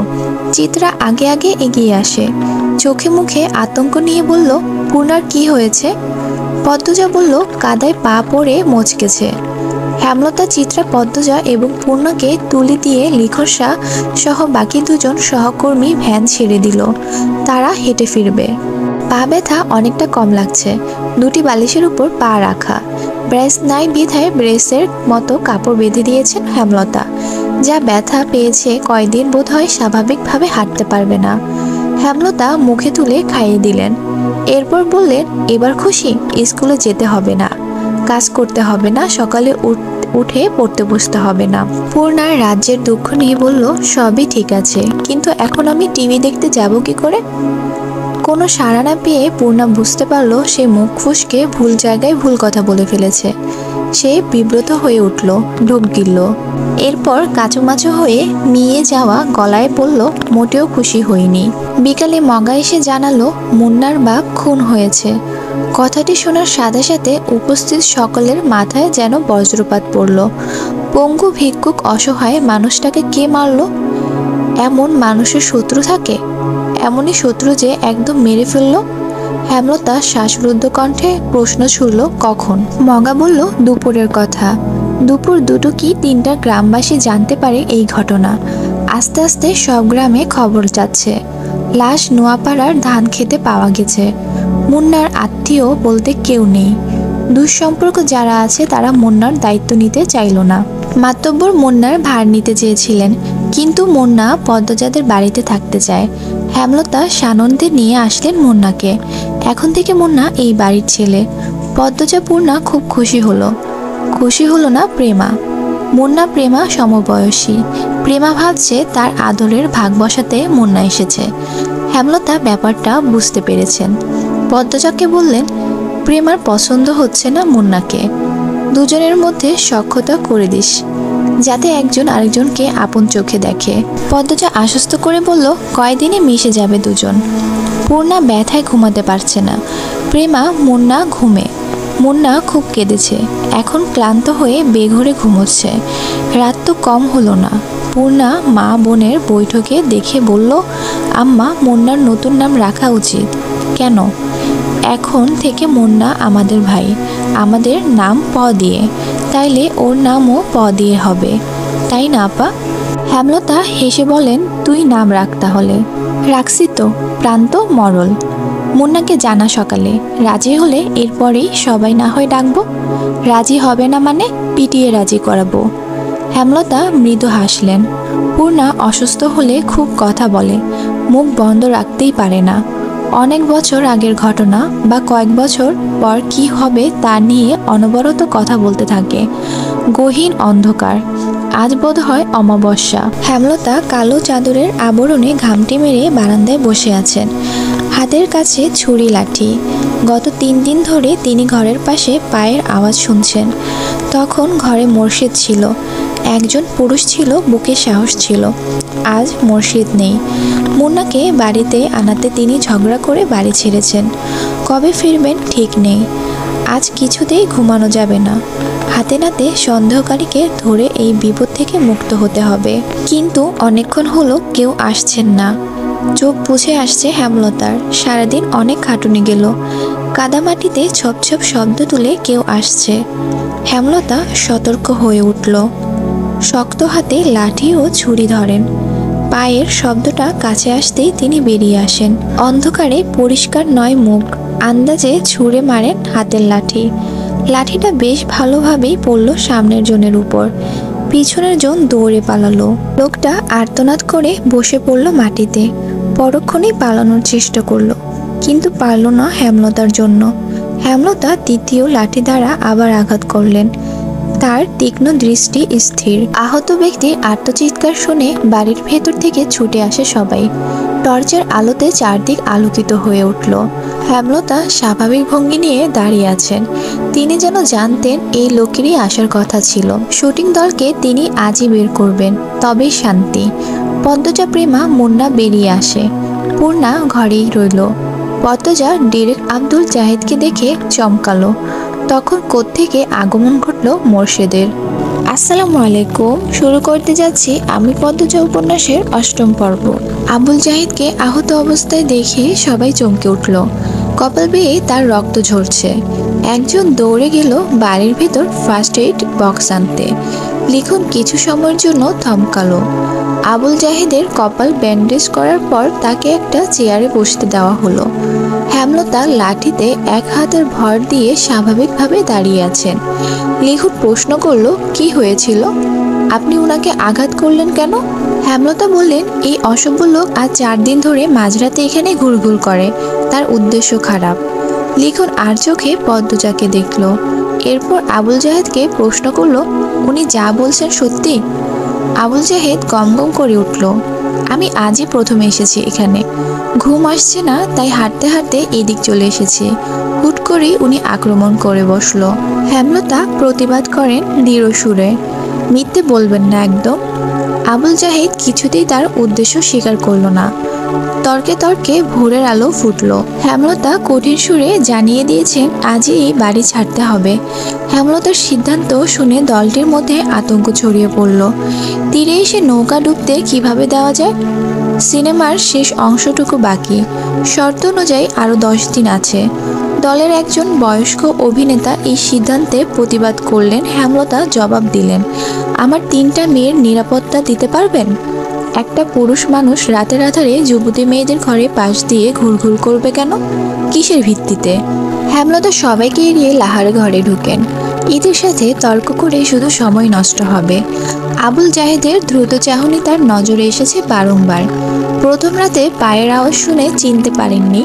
এরপর দিন সন্দেহ তালিকায় থাকা 4-5 জনকে অনুসরণ করেন তিনি, নিশ্চিত হন। রাতে কি লাহারি ঘরের পাশে হেঁটেছিল? লাহারি ঘরের ডান পাশে তুষের স্তূপ, পলিথিন কাগজ দিয়ে ঢাকা। অসাবধান বশে আবুল জাহেদের কাদামাখা জুতা তুষার স্তূপে পড়ে, ফলে জুতার তুষ লেগে যায়। এরপর দিন হেমলতা বাড়ির বারান্দায় জুতা জোড়া দেখতে পান। তুষ বাড়ির আর কোথাও নেই। তিনি ব্যস্ত হয়ে তুষের স্তূপের কাছে এসে দেখেন একজোড়া জুতার চাপ। সেই জুতা যখন আবুল জাহেদ পরল, তিনি পুরোপুরিভাবে নিশ্চিত হন। শুটিং দলটার মধ্যে একটা হাহাকার লেগে গেল।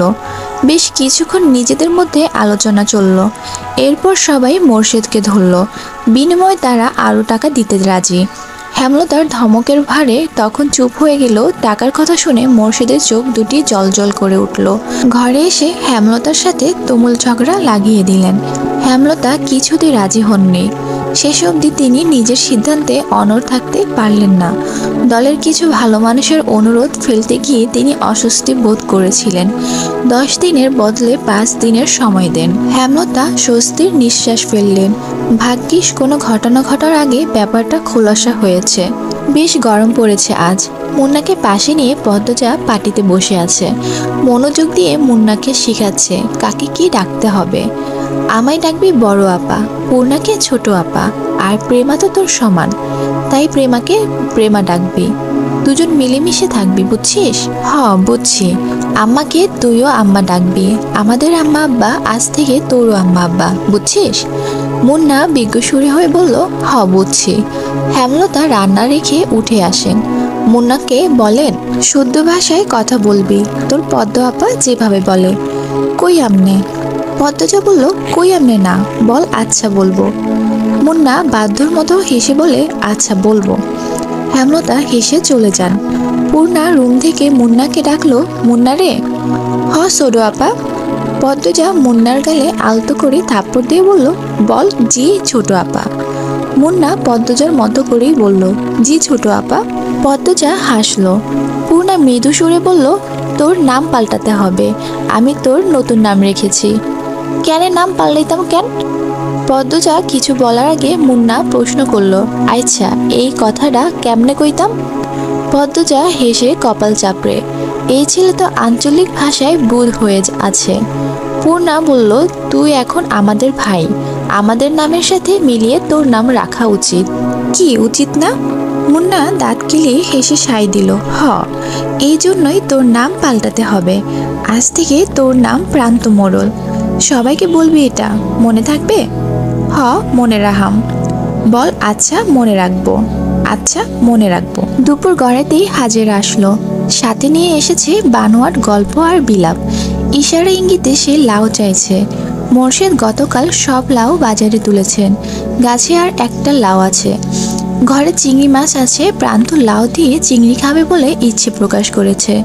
হেমলতা হাসি মুখে শেষ লাউটা নিয়ে এসেছেন। এখন আবার হাজেরাও চায়। কেউ কিছু চাইলে হাতে থাকা সত্ত্বেও হেমলতা ফিরিয়ে দেন না। আজও দিলেন না।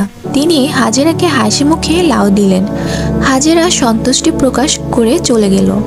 পদ্মজা মায়ের দিকে অসহায় চোখে তাকায়। প্রান্ত এই বাড়িতে সে প্রথম যা চাইল তাই পেল না। মনের উপর নেতিবাচক প্রভাব পড়বে না তো? হেমলতা পদ্মজার দৃষ্টি বুঝেও কিছু বললেন না। প্রান্তকে ডেকে কোলে বসান। ছেলেটাকে দেখতে বেশ লাগছে। দুপুরে তিনি গোসল করিয়েছেন। মনে হয়েছে কোনো ময়লার স্তূপ পরিষ্কার করা হচ্ছে। জন্মদাতার মৃত্যু প্রান্তের উপর বিন্দুমাত্র প্রভাব ফেলল না। এই জন্যই কেউই অবাক হয়নি। ভাবছিল শুধু রাতেই একসাথে থাকা হতো। অনেক রাত প্রান্ত একা থেকেছে। এইটুকু ছেলে কত রাত ভয় নিয়ে কাটিয়েছে। হেমলতা আদরের কণ্ঠে বললেন, একটা গল্প শোনাবো, শুনবি? শোনাও। পদ্মজা প্রান্তের ভাষা ভুল ধরিয়ে দিল। শোনাও না, বল শোনাও আম্মা। প্রান্ত মাথা কাত করে, এরপর হেমলতাকে বলল, শোনাও আম্মা। আম্মা ডাকটা শুনে হেমলতার বুক বিশুদ্ধ ভালো লাগায় ছেয়ে গেল। তিনি কণ্ঠে ভালোবাসা ঢেলে বললেন, আমাদের একদিন মরতে হবে, জানিস তো? হ। জান্নাত জাহান্নামের কথা কখনো শুনেছিস? কেউ বলেছে? প্রান্ত মাথা দুই পাশে নাড়ালো। কেউ শোনায়নি। হেমলতা এমনটা সন্দেহ করেছিলেন। প্রান্ত এই সম্পর্কে জানে না। তিনি ধৈর্য নিয়ে সুন্দর করে জান্নাত জাহান্নামের বর্ণনা দিলেন। জান্নাতের বর্ণনা শুনে প্রান্তের চোখ দুটি জ্বলজ্বল করে উঠল। প্রশ্ন করল হাজারটা। হেমলতাকে জানায় সে জান্নাতে যেতে চায়, জাহান্নামে যেতে চায় না। হেমলতা বলেন, আচ্ছা এখন গল্পটা বলি, মন দিয়ে শুনবি। প্রান্ত মাথা কাত করে হ্যাঁ সূচক সম্মতি দিল।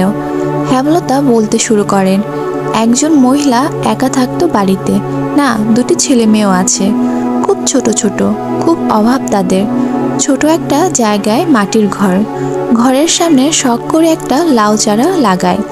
লাউ গাছ বড় হয়, লাউ পাতা হয় অনেক। লাউ পাতা দিয়ে দিন চলে তার। কখনো সিদ্ধ করে খায়, নুন মরিচ পেলে শাক রেঁধে খায়।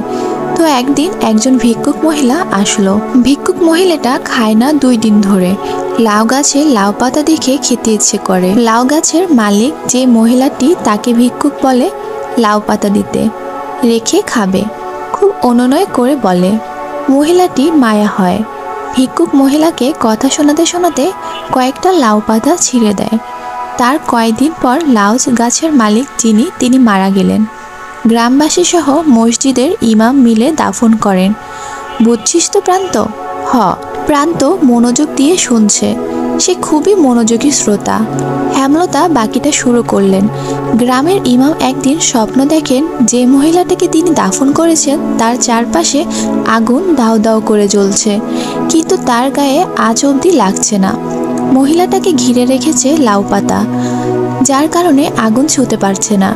ওই যে তিনি একজন ভিক্ষুকে নিজের একবেলা খাবারের লাউ পাতা দান করেছিলেন, সেই লাউ পাতা তাকে কবরের শাস্তি থেকে বাঁচাচ্ছে। জাহান্নাম থেকে বাঁচতে আমাদের অনেক ইবাদত করা উচিত, কাউকে ফিরিয়ে দেওয়া উচিত না। বোঝা গেছে? হ, বুঝছি। আমি দান করাম। করবি, অনেক বড় হবি জীবনে, আর অনেক দান খয়রাত করবি। আচ্ছা প্রান্ত, এখন যদি কোনো অভাবে এসে বলে তোর লাউটা দিতে, তুই কি করবি? প্রান্ত গম্ভীর হয়ে ভাবে, এরপর বলল, দিয়া দিয়াম। একটু আগে একজন মহিলা আসছিল না, দেখছিস তো? হ, দেখছি। সে খুব গরিব, বাড়িতে বাচ্চা আছে ছোট। এসে বলল লাউ দিতে, তাই তোর লাউটা দিয়ে দিয়েছি। এই জন্য কি এখন তোর মন খারাপ হবে? লাউটা তুমি দিয়ে দিছ, তাইলে তোমারে আগুন থেকে বাঁচাইবো লাউটা। লাউটা আমি দিলেও তোর জন্য ছিল, তুই এখন খুশি মনে মেনে নিলে লাউটা তোকে আগুন থেকে বাঁচাবে। হেমলতার কথা প্রান্ত খুশি হয় খুব। পরপরই খুব গম্ভীর করে প্রশ্ন করলো, একটা লাউ কেমনে বাঁচাইবো আমারে? প্রান্তর নিষ্পাপ কণ্ঠের প্রশ্নটা শুনে হেমলতা পদ্মজা পূর্ণা হেসে উঠল। পদ্মজা বলল, কয়টা পাতা অনেকগুলো হয়ে মহিলাটাকে বাঁচিয়েছিল, ঠিক তেমনই একটা লাউ অনেকগুলো হয়ে তোকে বাঁচাবে। প্রান্ত একটার পর একটা প্রশ্ন করেই যাচ্ছে। হেমলতা হেসে হেসে উত্তর দিচ্ছেন। পদ্মজার হুট করেই প্রান্তের থেকে চোখ সরে হেমলতার উপর পড়ে। মা হাসলে সন্তানদের বুকে যে আনন্দের ঢেউ ওঠে তা কি জানেন? পদ্মজার আদর্শ তার মা, সে তার মায়ের মতো হতে চায়। 5 দিন শেষ। শুটিং দলের মধ্যে খুব ব্যস্ততা, সব কিছু গোছানো হচ্ছে। 5 দিনে তাড়াহুড়া করে শুট শেষ করা হয়েছে। লিখন উঠানে চেয়ার নিয়ে বসে আছে। চিত্রা এসে তার পাশে বসলো। কাশির মতো শব্দ করলো লিখনের মনোযোগ পেতে। লিখন তাকালো, স্নানু মুখে প্রশ্ন করলো, সব গোছানো শেষ? শেষ। তুমি তো কিছুই গোছাওনি। বিকেলে রওনা দেব। আমার আর কি আছে গোছানোর, দুপুরেই শেষ করে ফেলবো। মন খারাপ? লিখন কিছু বলল না। লাহারি ঘরের দিকে তাকালো। দৃষ্টিতে শূন্যতা, কিছু ফেলে যাওয়ার বেদনা। বুকের বাঁ পাশে চিনচিন করে ব্যথা। চিত্রা হাত ঘড়ি পড়তে পড়তে বলল, ছোট বোনের সমান বলে ঠোঁট বাঁকিয়েছিলে, এখন তার প্রেমেই পড়লে? লিখন কিছু বলল না, দীর্ঘ নিঃশ্বাস ছাড়ল। চিত্রা বলল, পদ্মজা কিন্তু অনেক বড়ই, আগামী মাসে ওর 17 হবে শুনেছি। এই গ্রামে 17 বছরের বয়সী অবিবাহিত মেয়ে হাতে গোনা কয়টা? পদ্মজার শ্রেণীর বেশিরভাগ মেয়ে বিবাহিত, আর খুব কম পড়ে। চিত্রার কথা অগ্রাহ্য করে লিখন বলল, তোমার বিয়েটা কবে হচ্ছে? বছরের শেষ দিকে, সব ঠিকঠাক থাকলে আর ভগবান চাইলে। কিছুক্ষণের মধ্যে সবাই ঢাকা রওনা দিবে। হেমলতা মোর্শেদ বিদায় দিতে এসেছেন। দলটার 3-4 জনের চরিত্র সমস্যা থাকলেও বাকিরা খুব ভালো। হেমলতার সাথে মিশেছে খুব, নিজের বাড়ির মন করে থেকেছে, বাড়ির দেখাশোনা করেছে। লিখন হেমলতার আড়ালে একটি সাহসিকতার কাজ করে ফেলল। ব্যস্ত পায়ে লাহারি ঘরে আসলো। বারান্দায় বসেছিল পদ্মজা। লিখনকে দেখে ভয়ে বুক কেঁপে উঠল। পদ্মজাকে কিছু বলতে দিল না লিখন। সে দ্রুত বারান্দায় উঠে পদ্মজার হাতে একটা চিঠি গুজে দিয়ে জায়গা ত্যাগ করলো। পদ্মজা অনবরত কেঁপে উঠল। পূর্ণা চৌকি থেকে ব্যাপারটা খেয়াল করেছে। সে হতবম্ব, ধীর পায়ে হেঁটে আসে। পদ্মজার সারা শরীর বেয়ে ঘাম ছুটছে। হিতাহিত জ্ঞান শূন্য হয়ে পড়ে। হাত থেকে চিঠি পড়ে যায়। পূর্ণা কুড়িয়ে নিল। পদ্মজার গলা শুকিয়ে কাঠ। হেমলতা এসে দেখেন পদ্মজা হাঁটুতে থুতনি ঠেকিয়ে বসে আছে, কেমন দেখাচ্ছে যেন। তিনি উদ্বিগ্ন হয়ে প্রশ্ন করলেন, পদ্ম, শরীর খারাপ? মায়ের কণ্ঠ শুনে পদ্মজা ভয় পেল। বাতাসে অস্বস্তি, নিঃশ্বাসে অস্বস্তি, চোখ দুটি স্থির রাখা যাচ্ছে না, নিঃশ্বাস এলোমেলো। পূর্ণা পরিস্থিতি সামলাতে বলল, আম্মা, আপার মাথা ব্যথা। হুট করে এমন মাথা ব্যথা উঠল কেন? পদ্মরে, খুব ব্যথা? পদ্মজা অসহায় চোখে পূর্ণার দিকে তাকালো। আকস্মিক ঘটনা সে ভেঙে পড়েছে। ডান হাত অনবরত কাঁপছে। হেমলতা তীক্ষ্ণ চোখে দু মেয়েকে দেখেন। কঠিন সুরে প্রশ্ন করেন, কি লুকোচ্ছিস দুজন? কেউ এসেছিল? মায়ের প্রশ্নে পদ্মজার চেয়ে পূর্ণা বেশি ভয় পেল। হাতের চিঠিটা আরো শক্ত করে চেপে ধরল। কি লেখা আছে না পড়ে এই চিঠি হাতছাড়া করবেন না সে।